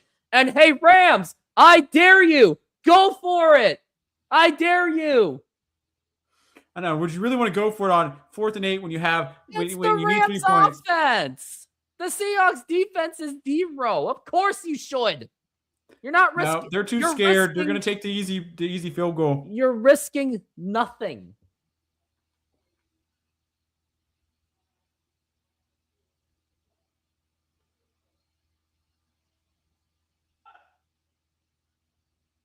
Man, someone is making too much noise.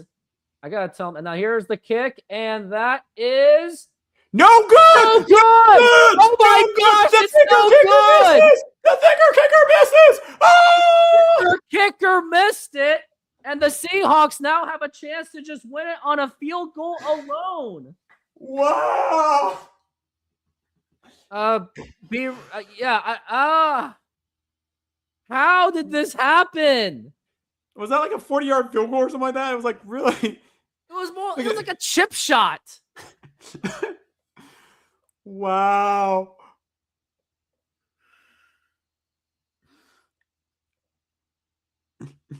Our defense stepped up. Their offense is just not performing.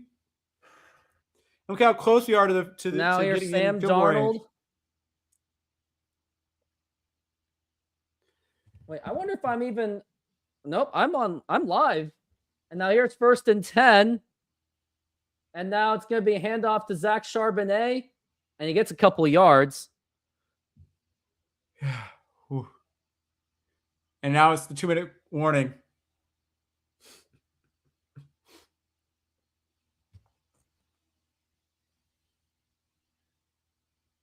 It's going to be 2nd and 8. That was the biggest kick of that kicker's career, and he misses it. It wasn't even close. It was like, whew.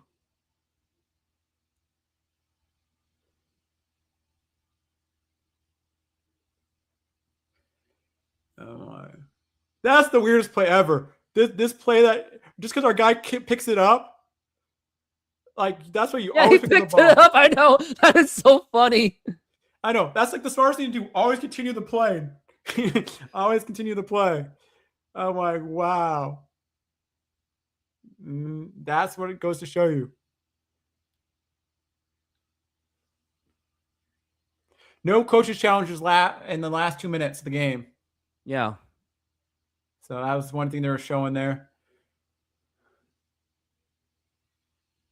This has been a great game.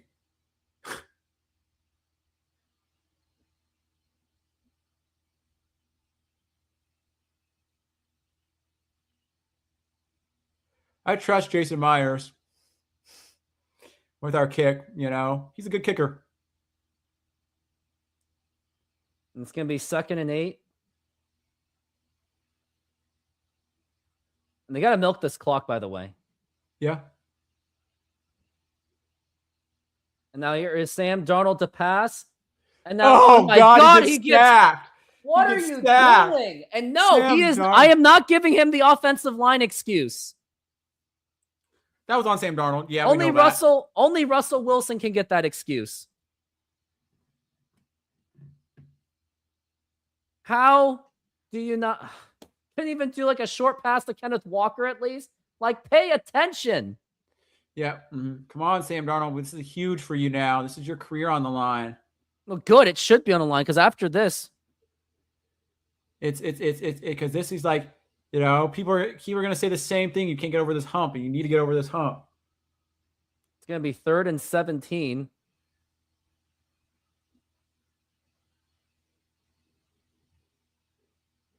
Can you get a good pass off to like Jackson Smith or like Rashid Shaheed or something like that? Oh my God, it's already 3rd and 17? Yeah.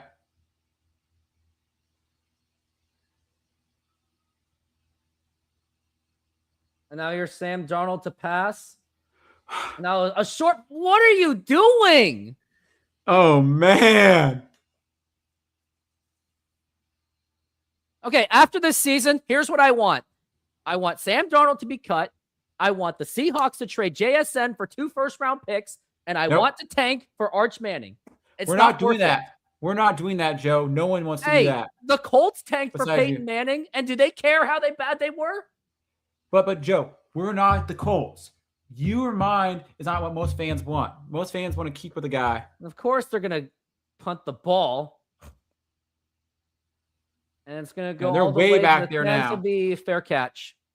They're way back there. So can our defense hold up again? Can our defense hold up again? No, defense cannot hold up. Let's see if we can get to Matthew Stafford, because look at this. And by the way, Steven, who's at the game, he says, I'm a quitter. I am not a quitter. It's just facts. I'm just a messenger. So Joe, I've told you this hold before. on. Steven, wait. I believe in the Seahawks. They are the bestest team ever. They're going to kick the Rams' ass. Better? No, Joe. Your philosophy doesn't work a lot of the time. So you can't guarantee your philosophy actually working. That's why I'm not for your philosophy. 1st and 10. You know? Now here's Stafford. Yeah. And They now got to him. they got to him. But there's probably going to be a roughing the passer. Nope. In no 3, flag. 2, 1. Oh, okay. Yeah. Never mind. But Joe, like I said, it's like if you can give me more situations where that actually worked, and give me more facts for why your situation works, I'd be more for it. But you can't give me enough examples of it. You give me the same example every time. So that's all I need. I just need more evidence. Now here is Stafford looking to pass. Now here's a big throw, and he's going to catch it. And that is caught by Puka Nacua. And that was just as predictable as... But they're still nowhere near field goal range. No, they pretty much are. No, they aren't. That's our 40-yard line, not their 40-yard line. Now it's going to be 1st and 10. And now it's going to be a blitz. And now it's going to be a pass. That's going to be incomplete. And there's going to be a roughing the passer right there. Nope. Nope, no flags.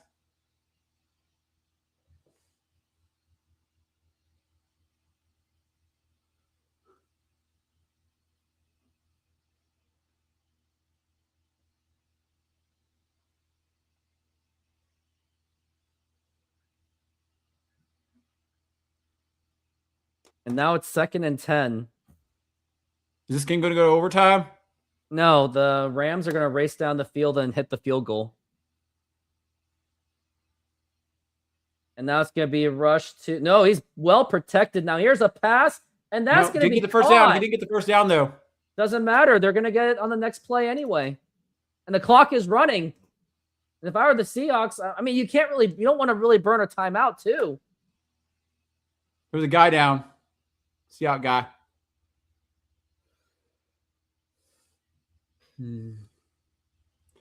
It'd be crazy if this guy misses another field goal. His career will be over quick.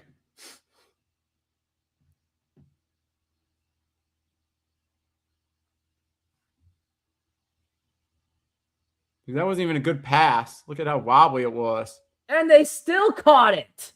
Yeah. You know, the Seahawks are an inspiring team. They make the impossible possible for the other team.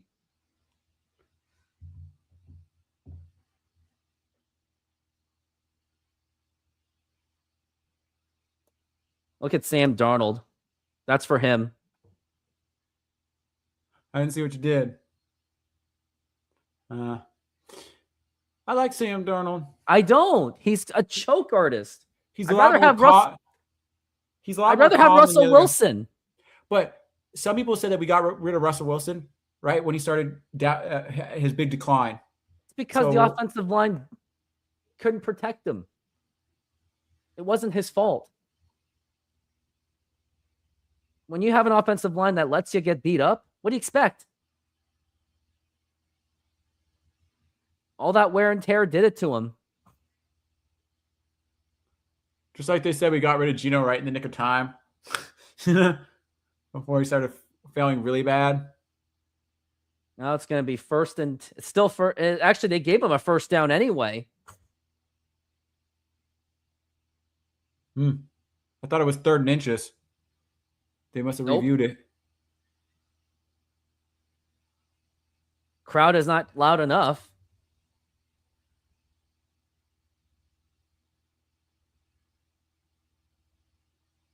What's going on? What is he trying?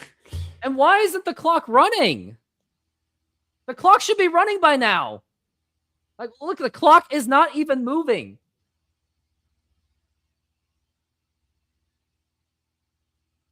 I don't know what's going on here. I don't know either.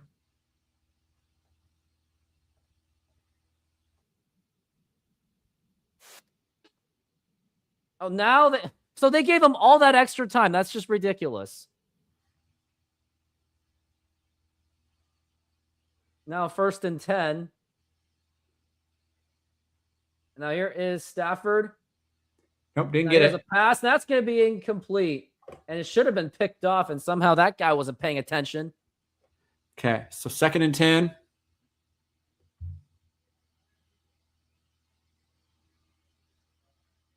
And it's going to be 2nd and 10.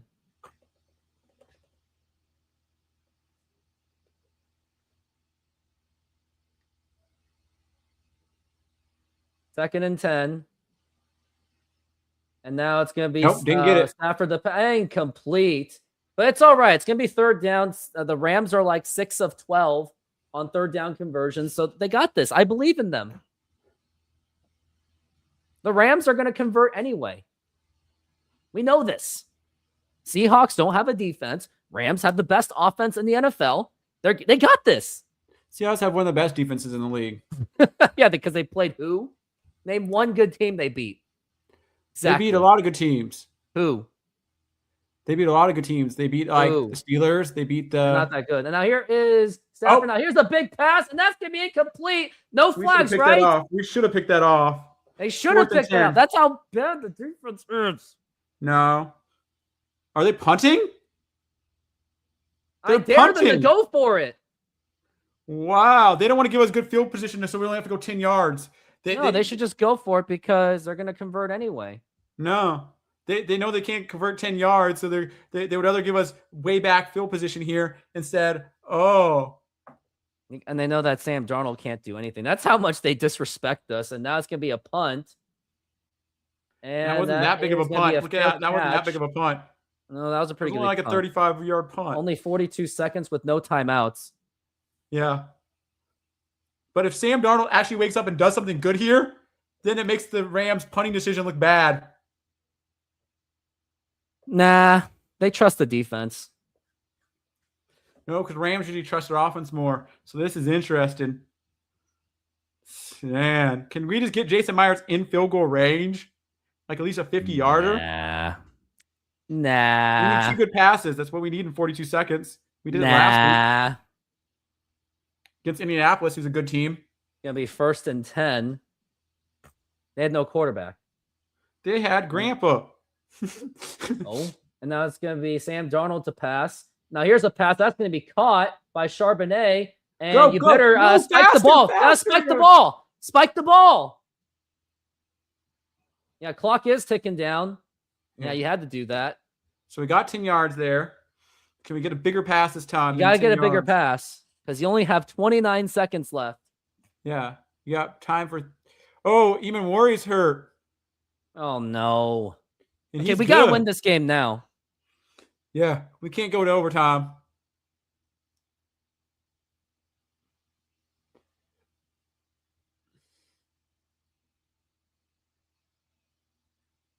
And now it's 2nd and 10. And now here's Sam Darnold looking to pass. Oh, and then he gets almost sacked, and he just gonna go down. He was trying to get out of it. He couldn't get out of it. Man, Darnold, you're such a moron.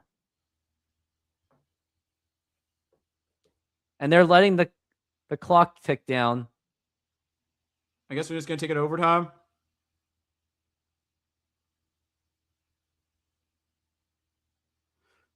Who would have thought this game was going to go to overtime, Joe? Wow.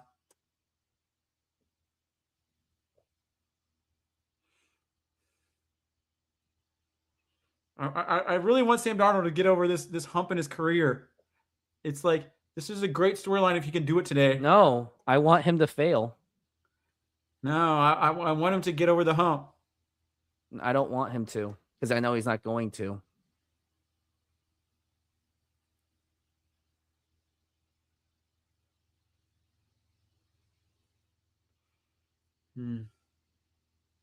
They keep changing these overtime rules. You know what's funny? This game goes to a tie at the end of the game. What does that do for everybody? It doesn't help the Seahawks. It doesn't hurt them. It just stays everything on par. Yeah. So it's 1 10-minute period. Each team will have the opportunity.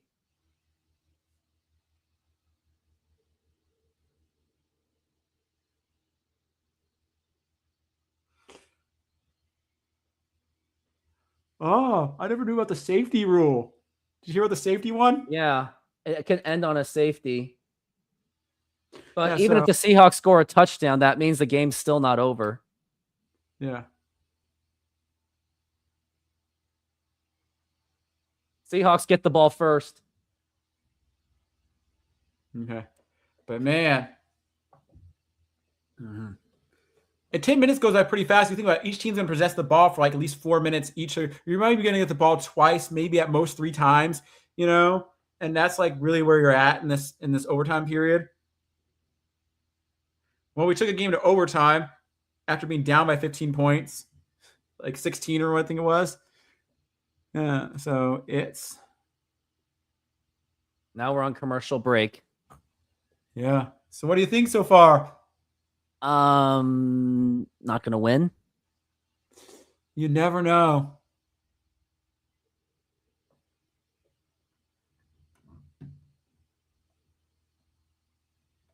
Yeah.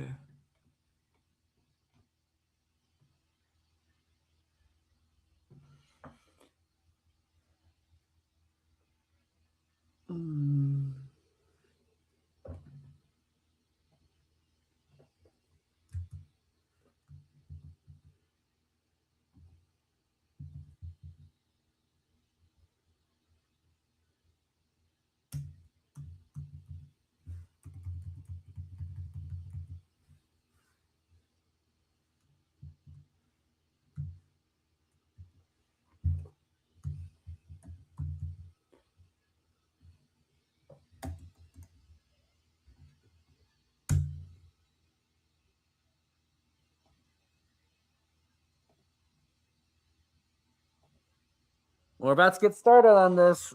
But I don't know, and I'm know. excited. I'm excited for not. this. I am absolutely terrified. So what happens if it ends in a tie? Because we never talked about that.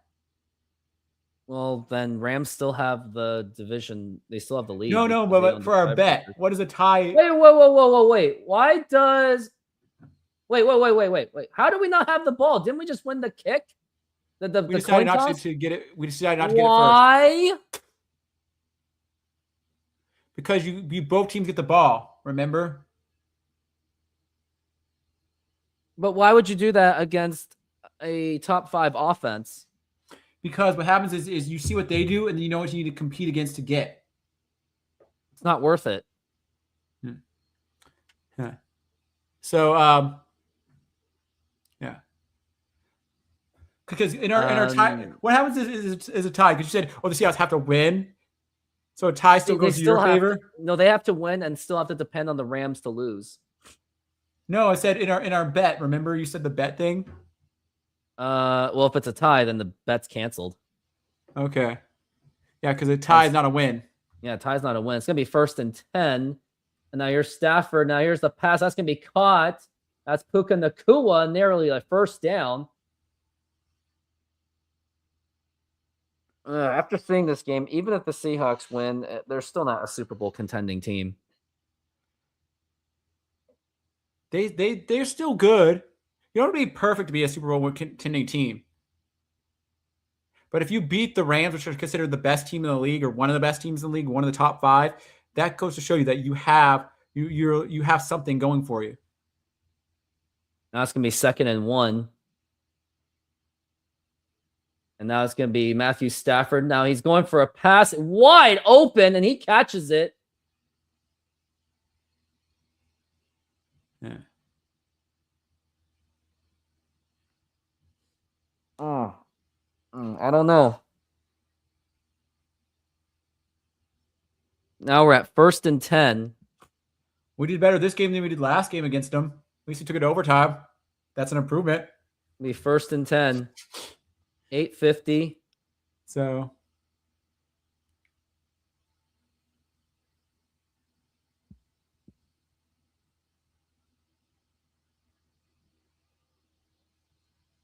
and now it's gonna be first and 10. Now here's Stafford, and he gets overwhelmed, but he's going for a pass anyway, and incomplete. yeah, we almost sacked him, but almost doesn't count. At least we got him frustrated.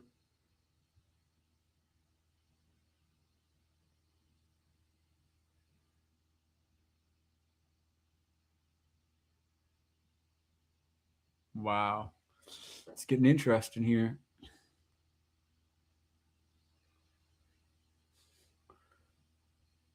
Now we're at 2nd and 10. People are like in t-shirts and stuff at the game. Yeah, they're crazy. And now here's Stafford looking to pass. Now here's a big Intercept! And they're No! He dropped it! And there's a flag on the play. Where's the flag? Probably the defensive pass interference. Yep, on the defense. Illegal contact. So was that a 10-yard penalty or is that spot of the ball?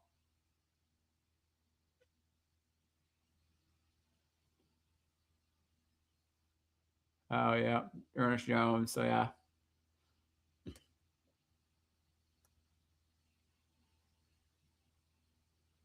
First and 10.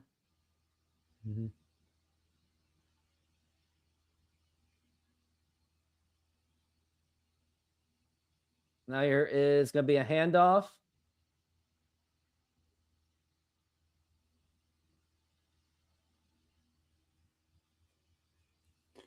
Already 2 minutes is gone of this quarter of overtime.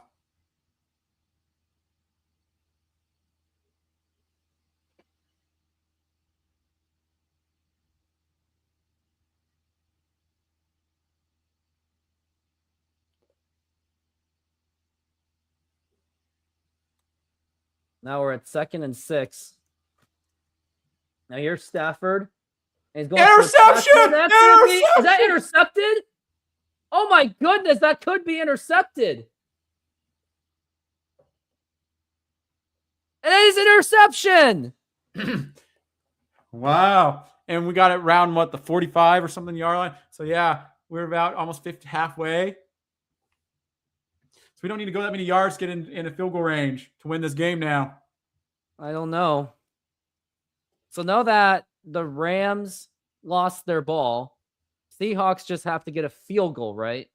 Yes. I hate these rule changes. And now they're reviewing the call. Oh no, it hit the ground. No, it didn't. Didn't you have It hit the ground. It hit the ground. They're reviewing it. It hit the ground. No. Hit the ground. It hit the No, ground. he was above the ground. He caught him above the ground. He ground. had control of it. He had control Yep, hit of the it. ground. It hit the ground. No, he had control of it. He had control of it. Look at it in slow motion. He always has his hand above the thing.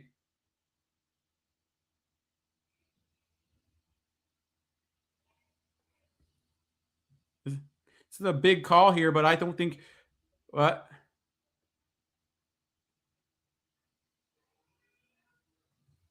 Call on the field is interception, but this is a big call here. Are they going to overturn it, or are they going to keep it as is? They're going to overturn it. Incomplete pass. Wow. I knew it. LA bias, right? Wow. Because like his hand was above the ball. They're saying the ground helped him in retrieving that ball. I don't think so, but Here, I'm going to make a Facebook post. If the Rams were in St. Louis, that's an interception. LA bias. And that's going to be that was third the and biggest 6. break ever. That was a huge break for them. If the Rams were in St. Louis, that's an interception.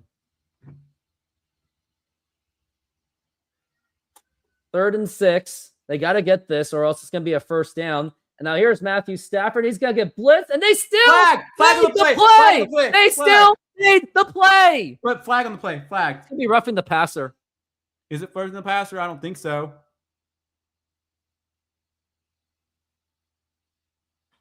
Offsides on the defense. Penalty decline. First down. Wow.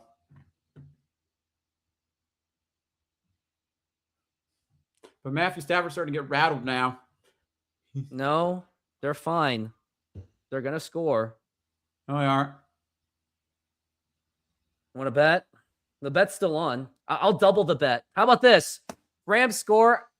Your fees are waived for 27 and 28. Do we have a deal? Okay. And you give me nothing if the Rams win. Now here is Stafford handing off, and then he gets met immediately. That's going to be second down. Yeah. This game is getting intense because just a little nuances here, you know.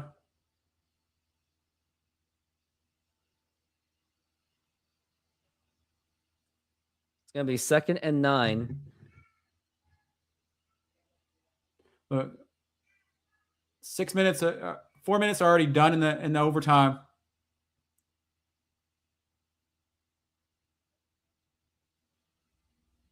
And now we got Matthew Stafford looking to pass. Now here's a big pass, and that's going to be caught by Puka Nacua, and he gets in there for the touchdown.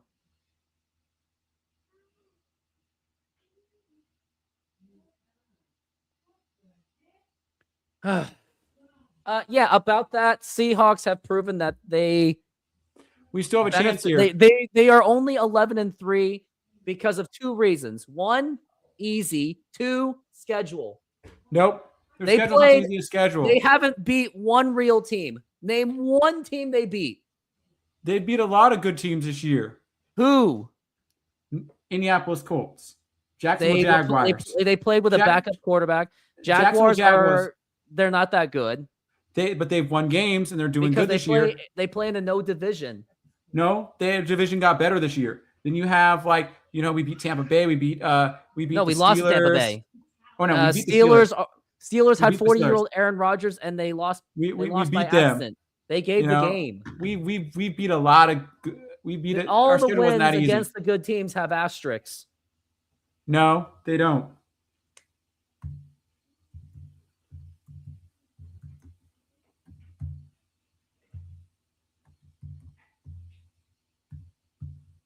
If the Rams were in St. Louis, that would have been an interception.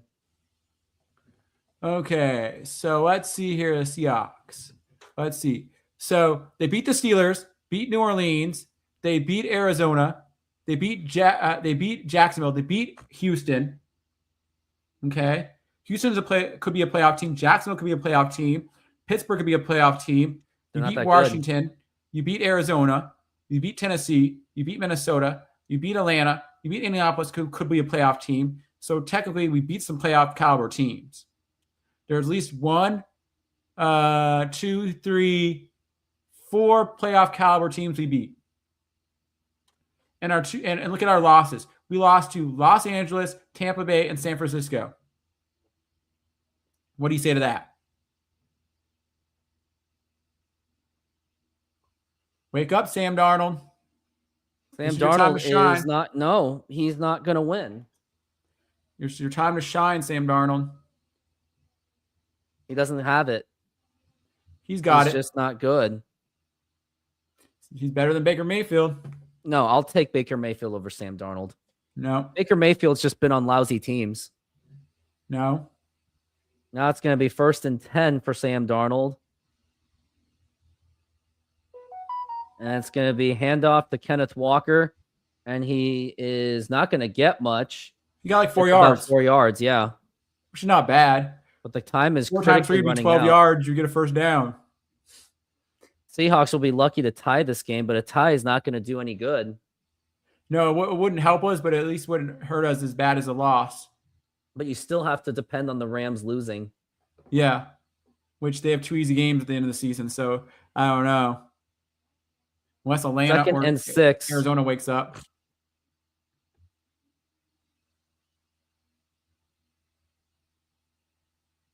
And it's a fake handoff, and he's getting scrambled. And now here's the pass. Gets it. He got it. It can be caught by Njigba. It's going to be 1st down. Honestly, I would go for the 2-point conversion if they score a touchdown. I'd rather lose than tie. You would? Yes, because a tie doesn't do any good either. Because Rams have an insanely easy schedule after today.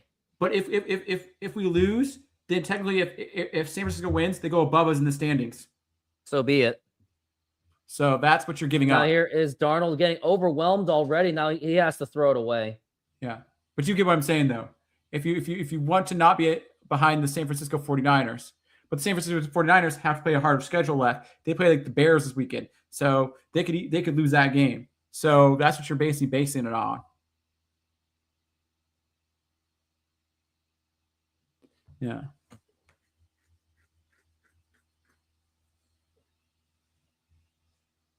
Mm-hmm. Now it's going to be 2nd and 10.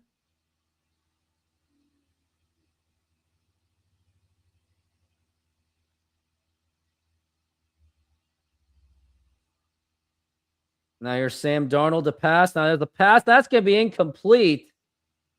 And then Jigba's looking for a pass interference call, and he doesn't get it. And looks like there is a flag, but I don't know if that's what it's going to be. Yep. Oh, they got lucky on that. That came in late. Are they making up for the other call for overturning it?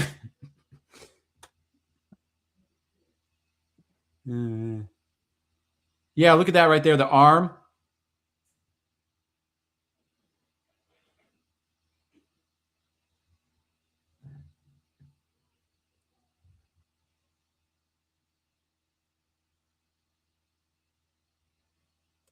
And now it's 1st and 10. And now it's going to be Kenneth Walker looking to run, and he gets the flip. Well, if they tie, the Niners would have to beat us at the end of the season, because we would be like and it depends if they can get past the next 2 hard games, because the Niners have the hardest ending schedule.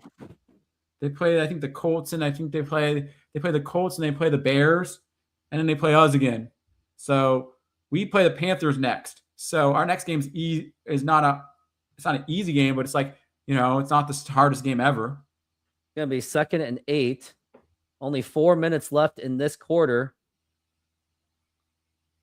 And now Sam Darnold nearly dropped the ball. Now he's going for a big pass, and that's going to be caught by Cooper Kupp. No, Cooper Kupp does something. Complete. That is complete. Spike the ball. Spike the ball so they cannot challenge. Spike the ball. Spike the ball. Nope, his foot's in. He scraped the ground. Foot's in. Okay, but still, I would have been like, spike the ball. That's a waste of a down. Down, 1st and 10. And now Sam Darnold the pass, getting over. Well, now there's the pass, and that is right to Charbonnet. For 2 yards. 2 yards, and I'm telling you, go for 2. That's what the Rams did earlier this season and lost to the 49ers because of that. Okay, take a risk. So it is. So, but that is an interesting call, Joe. 2nd and 8. The safe coach would just go for the kick just to get a tie out of it. The aggressive coach would go for it. And it's going to be 3:50 left. And the clock is winding down. 10 seconds left in the play clock. And it's going to be fake handoff. Here's Sam Darnold. What has he got? Throwing it to AJ Barner. And now it's going to be a 3rd down and a few yards. So it's manageable. 3rd manageable. Very manageable. No. 3rd and 3. Mm-hmm.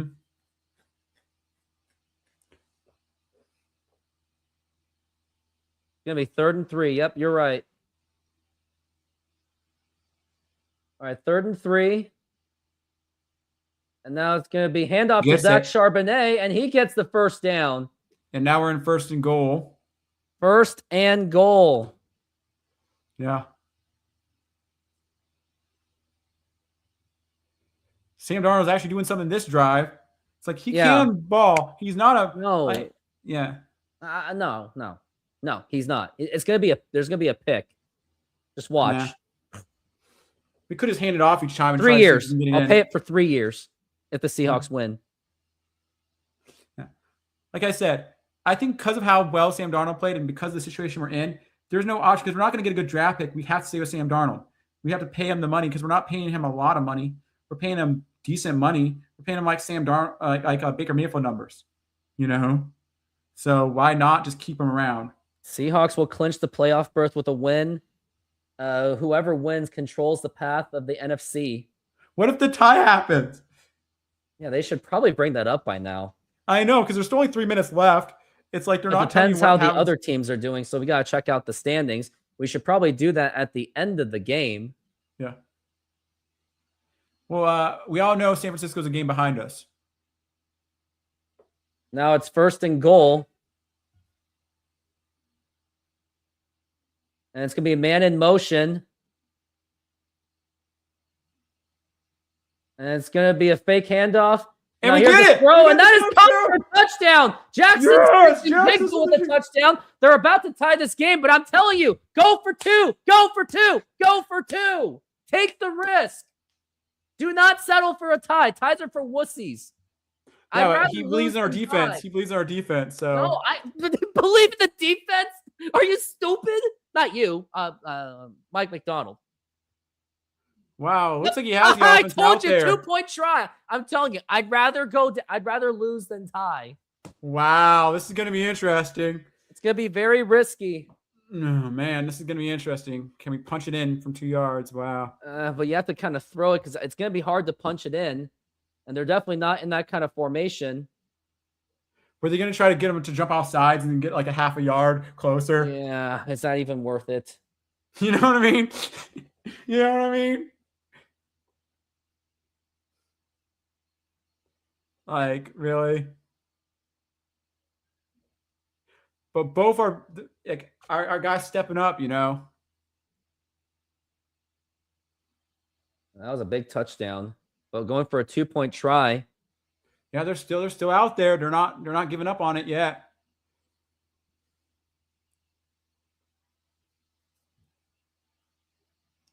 Two-point try.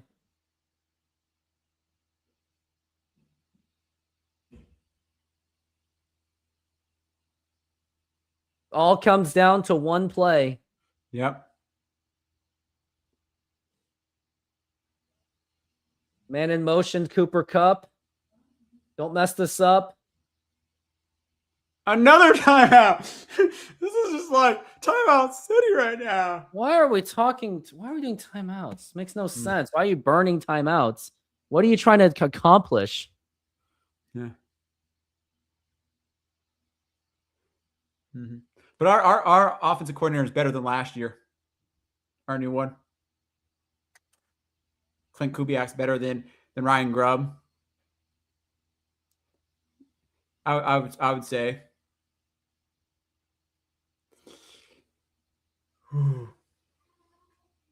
What do you do here? Do you go for a pass? Do you go for the Go for a pass. run? You go for a pass. You don't run. You don't run on 2-point conversions. It never works out.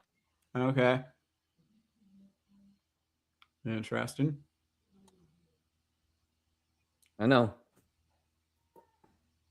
2-point try. And it all comes down to this. And now here is Sam Darnold looking to pass. And we get it! We get it! And that's good! A 2-point conversion! And this ball game is over!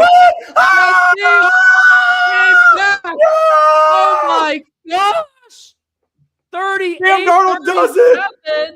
Seahawks will go to 12-3. They now control their own destiny. And Sam To Darnold get the top seed in the NFC. Sam Darnold finally gets over his demons. Oh my goodness. His baggage is gone now. He finally can now relax. Sam Darnold can finally relax. No, you're not. You still got 2 games left, pal. No, but think about this. Sam Darnold now got over his main demon. He couldn't beat the Rams the last 2 years. He Oh finally beat them. my goodness. The fourth Just a try. pass just right there. Hey, who said go for 2? Who said You did. You said go for 2. I said you it, said man. You said said it. go. You said pass. You called it right. I called it pass right. and I called a 2-point conversion because I said ties are for wussies. I'd Yep. rather lose than tie. Wow. And now we got Sam, the look latest at how good this pass is, though. Look how open this guy got. Look how open this guy got. Look at that pass. It was a laser. That was great connection. Yeah, it's like Sam Darnold, and that That was guy the now shot. just like submitted his job for a while. That 81. Well, 81 come just on, got it a was job. It was just a catch, but still, it's a big catch. It's a really big catch in a big situation because he could have dropped that, and he did it. Wow, Oh that my tight end. goodness! I cannot believe it. And you kept saying, "Oh no, the Rams we're gonna win this," and all of a sudden, nope. Hey, my negativity.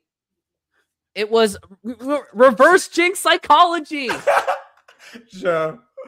What, my delusional positivity for that? kept him in the game too. Well, my negativity kept them in the game. Wow. Hey, we worked together on this. Oh, by the way, your 2027 and 2028 fees have been waived. Wow. First for the Cobra Kai stuff, and now for wow. This game. I can't Joe, believe this. This is crazy because our defense at the end of the day held up enough, and our offense played good enough. Even Sam Darnold having 2 interceptions still won this game. Oh, and look at that. Cooper Kupp and Matthew Stafford embracing each other. Yep. Mm-hmm. Yeah. Talk about that. But he's played the Rams 3 times. He's played the Rams 3 times before this in the last, over almost the last 2 years. The 4th time he played them, he beat them. It took him 4 tries, but he got it finally. Well, before we talk about this post-game show, because I want to wrap that up and then just get out of here. But, well, first, here is a message for anyone that wants to travel to Carolina for the next Seahawks game. I got something for you that will help you save some money. SeatGeek is a mobile ticketing app for sporting events, concerts, and other events. They make the buying experience easier by the app ranking each ticket from 0 to 10 to see if you are getting a good deal, and you can see exactly where you are sitting. I regularly use that app, and I have had nothing but a fantastic experience with SeatGeek. Use my promo code RoofTopSports to get $20 off of your first purchase. Link to the code, app, and website will be in the description, so take advantage, and thank you.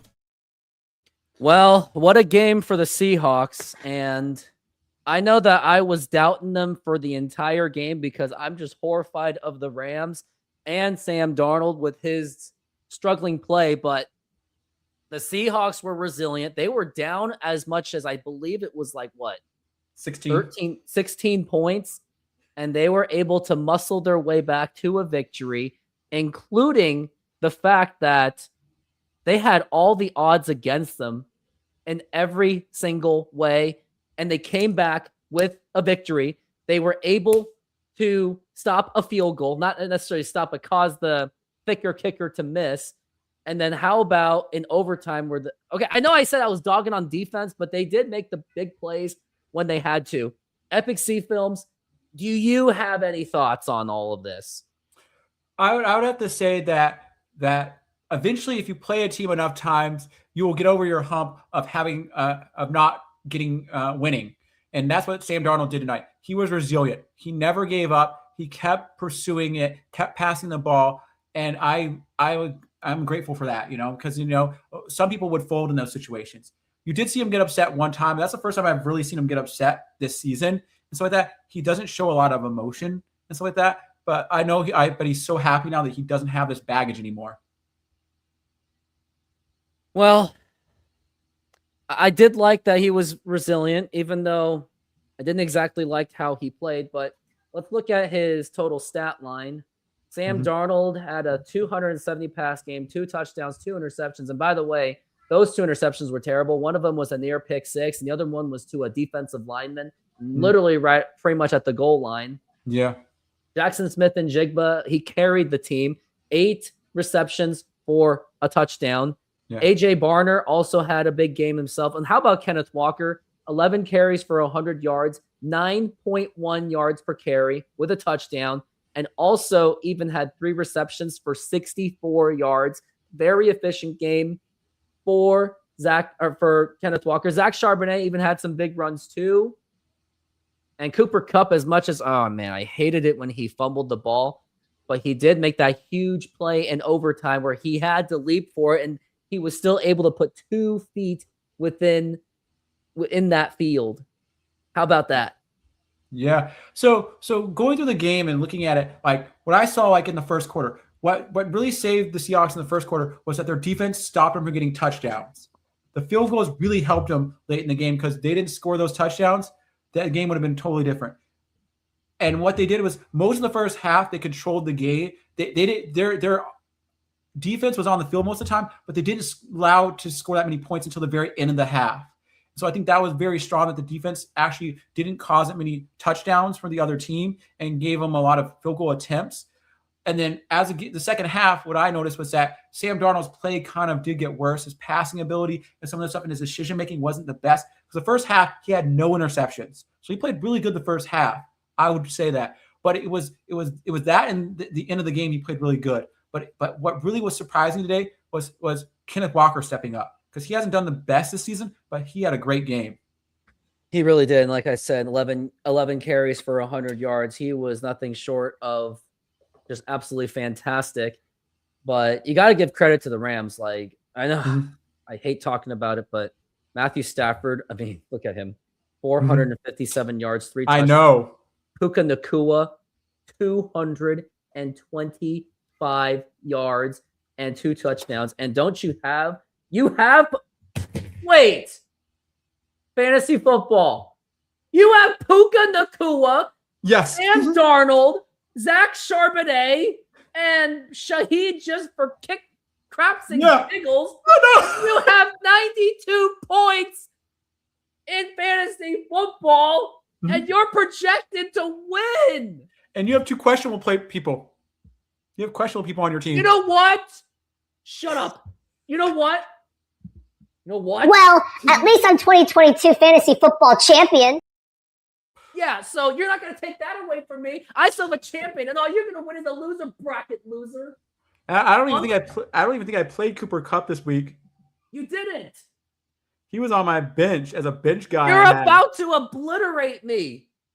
Yeah. I was supposed to beat you. Yeah. Anyways, let's get back into the game. So, yeah. But yeah, it was a very resilient game by the Seahawks, and they really needed this because the last 2 games for each of those teams, the Rams had literally a cakewalk of a schedule for the last 2 games. They were going to play at Atlanta and the Cardinals, which, by the way, I do want to give attention to that Monday Night Football game. And they'll be closing at home against Arizona. So if the Seahawks, even if they won their last 2 games, they would have had to depend on the Falcons and the Cardinals to win those games in order for the Seahawks to get that division. So it really made a huge difference that the Seahawks won. And as for the Seahawks themselves, we should see who they're playing for the last 2 games. It's going to be at Carolina and at San Francisco. So this is the last home game of the season. So the Seahawks, I believe that they got to win 2, but maybe they can win 1 and get away with it. But if I were them, no, they cannot win 1 and get away with it. They have to, I wonder if, do you think they have to win just 1, or do you think they have to win 2? I think they have to win 2 just to be sure. Well, here's the thing is, if the Rams win two more games, they'll go to 13. They'll be 13 and 4. If the Seahawks don't win, if they lose one of those games, they will go to 13 and 4. And then it would go to tiebreaker rules. Whatever, and I don't know what you can't use the head to head. No, I think it's to be divisional. Then it goes to basically your division record. Division record is they're both 3-2 and 3-2. So that means the Seahawks have to beat the 49ers in one of those games, and you have to hope that the Seahawks lose, or that the Rams lose to the Cardinals. Yeah. So that's why. Yeah. So you basically should win 2 games just to be sure.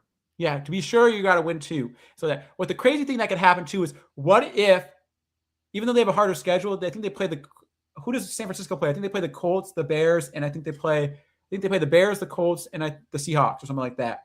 They play Seahawks at the very end, but this weekend for the 49ers, they play the Colts and the Bears. So they have a harder schedule. But if they somehow win out the rest of their schedule, that could get scary. Because then they really could. Because they're at what, 10 wins? I think they're 10 wins right now. And so they would go to 13. They would go to 13. And they would have the tiebreaker over us. So there is still a possibility that the San Francisco 49ers could somehow win it. But that's if the Rams lose one of those games at the end of the season. Which, do you think Atlanta or Arizona is actually going to beat them? No, of course not. It'd be crazy if one of them does. And if Arizona or the Falcons, if one of those teams beat the Rams, I will waive your fees for 2029. Okay. But yeah, but that's the thing is, if they lose one of those games, just like they lost a game to Carolina earlier, Carolina's a mediocre team. But if they lose one of those games, that's a wrench in the coffin for like everything in the Rams are that good. Because the Rams are not as good as everyone thinks they are. I think they're overrated. Let's go back to the game. No, I think the Seahawks, unfortunately, are the overrated. They got insanely lucky. And that big, what that big turning point was, right? It was the big Rashid. Yep, it was that big punt return that really turned things around for the better. And now, and how about? Oh, and no one's even talking about the most bizarre 2-point conversion we had ever seen. It was. I know that was bizarre. I think this is what it was. Sam Darnold technically threw it backwards. So if it hit someone's head, that's technically a fumble. And because it went forward and Zach Charbonnet picked it up, That's a 2-point conversion. So technically it was a live ball. It wasn't an incomplete pass. Yeah.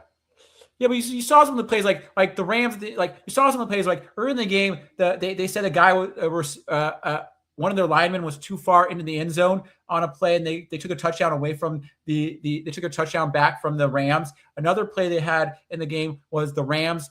You look at the Rams on the other hand. It's like that thing where they called it. They reversed the interception call in overtime. That was another big play. You saw a lot of these calls the refs made where it's like you could see where like you could argue them either way and stuff like that. You also saw some calls that went the Seahawks way, some calls that went the Rams way. I think they did a pretty fair job with the game overall. What do you either think? Either way, I'm the guy that usually goes out of his way to not blame the referees and always look at the team's own faults. Yes, the only reason why I said LA bias, and I said, well, if the Rams were in St. Louis, that would have been an interception, but it's not true because, the Seahawks did put themselves in a position where they had to beat them in overtime. So there was that. So had the Seahawks done their business a lot earlier, this game could have been ended a much more smooth fashion. So, and here's the thing, even if the Seahawks lost the game, I'm pretty sure, do you believe me that I would have still said, no, it's because Sam Darnold just didn't do his job. The defense wasn't there and they put themselves up for failure. Yeah, you would have said the same things you usually say and stuff like that. And with most teams, you can one of the biggest things you can say for most teams is that when a game is lost, everybody always tries to use one of the arguments as the quarterback. A lot of times people will always talk about the quarterback play. No matter who it is, you're always going to bring up the quarterback play, and that's a lot of people do. I don't always try to put the blame on the quarterback because I know he has a really tough job. But the other two things are, did the offense do their job? Did the kicker do its job? Because special teams is usually a kicker situation. And then the other thing that people need to talk about is defense. You talk about defense, offense, kicker, and quarterback. That's usually your main pieces. The defensive line just had a very difficult time getting to Matthew Stafford. That was the problem because the offensive line was able to protect Matthew Stafford. Like, he was never even sacked. That's the insane part. Matthew Stafford was not sacked once, but Sam Darnold was sacked 4 times for 26 yards worth of losses. Matthew Stafford was sacked once. He had that one play. It was 0-0. Oh, because they showed that play where the guy hit him. No, but I think it was an incomplete. Yeah, I think it was incomplete. Yeah, but the guy still got hit. But either there was that one play that the kind of running shook game, him up. Kyron Williams was held to 70 yards. Like, considering, I would say they handled the running game pretty well, better than how the Rams handled it because Kenneth Walker was running very well, especially with that one big touchdown. Yeah. So yeah, it was the thing. It's like did we win because our defense played better than theirs, or did we win because our offense played better than theirs? Like there was a special teams that lifted the team. It was a combination of everything, right? Because you don't want to give credit to just one thing. You also got to credit the defense for their defense was not good. Defense was not good today, but they made the big plays when it mattered. Offense, on paper they looked good, but you still had Sam Darnold throwing 2 interceptions, and they were very costing dearly. Yeah. But then you had the special teams that really turned it all around. Well, you could say that our game, both games, because you could make an argument that the Seahawks won because of special teams and the Rams lost because of special teams. Yeah, well, there you go. Because you could literally boil the game to that if you really wanted to boil it to one issue where their kicker missed a field goal that could have won them the game, and Rashid Shaheed got us a touchdown on a special teams play. Those were the 2 biggest things in the game that turned the game around, was those 2 big tides. But that's only if you want to go to like one small little segment of the whole game. And so that, because the defenses were pretty much about even. Yeah, we gave up more yards than they did. Because we had half as many yards as they did because their offense was on the field more. Their offense was definitely on the field more. Yeah, I think they had more. I think they had more offensive possession than the Seahawks had. Yeah, but we executed our offense possessions. Would you say overall better, even though we had 2 interceptions? I don't know. No, the Rams did it more efficiently because don't forget, mind you, Seahawks scoring was bailed out by a Kenneth Walker amazing run, and then how about the big punt return? So let's not kid ourselves and say that the Seahawks offense was anything efficient. They really were not as efficient. It was just that Seahawks were able to make the big plays when it mattered the most. Because if you look at the Rams, they had a lot of field goals. Like a lot of their scoring, they had some field goal scoring. It wasn't all touchdowns. And so that kind of, so they did have more total yards, but like, but like you said, we were helped by a special teams play. So like our offense really wasn't that amazing anyway. Yeah, you're right about that. So that makes sense. I get what you're saying. So it's a really interesting game to say like who really was better, because our teams are pretty much evenly matched. Look at the last game we played where we lost on a field goal. Our teams are that closely matched. Do you think this is going to be a rematch of the NFC like West champion, that the NFC like championship game? Could this be a rematch? Could this be the third time we play is later on this season? Do you think these both teams can make it? I don't know. I don't know what to expect. Yeah, because you think about who's going to potentially make the playoffs. You talk about Chicago. Are they good enough? Are you talking about Philadelphia? Are they still really strong? You have San Francisco. You have Carolina, or you have Detroit. But here's the thing. Yeah. The Rams are more playoff battle tested, and even the 49ers are more battle tested than the Seahawks. So that's what I would be worried about. Here's the thing. We cannot talk about playoff implications right now because there's still 2 more games left. So we shouldn't get clinched playoffs, though. We did clinch playoffs. The Seahawks did clinch playoffs. You are correct. Yeah. But the thing is, Seahawks still have to win their last 2 games because you have to assume that the Rams are going to win their last 2 games. Yeah, because if we don't win our last 2 games, we might end up being in the 7th spot. That's the dangerous thing. So that's why the Seahawks have to keep it going, and hopefully Seahawks against Carolina will get it. They will get it right against Carolina, but we shall see. But yeah, go ahead, because I was about to close. But go ahead. Yeah, but just to wrap it up, it's saying the Seahawks still have work to do. It's not over yet, but we clinched the playoffs, so we can't be worse than a 7 seed. But if that happens, you never know who could play, and that's a road game. And I want to play. I want the Seahawks to play at home because the 2 times the Seahawks had full home field advantage, guess where they went? To the Super Bowl? They went to the Super Bowl. That was in 2005 and 2013. So that's why getting that top seed is precious, because the Seahawks never in their history, they've actually never even made it they made it to 1 championship game, like a conference championship game. That was back in the 80s when they lost to the Los Angeles Raiders. But other than that, they have a very low percentage probability of even making the Super Bowl if they don't get that top seed. Yep. That makes sense. I get it.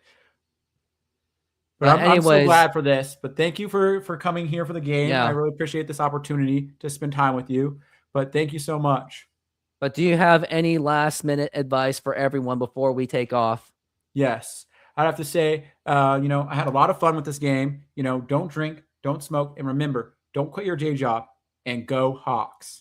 Go Hawks, and have a good night, everyone.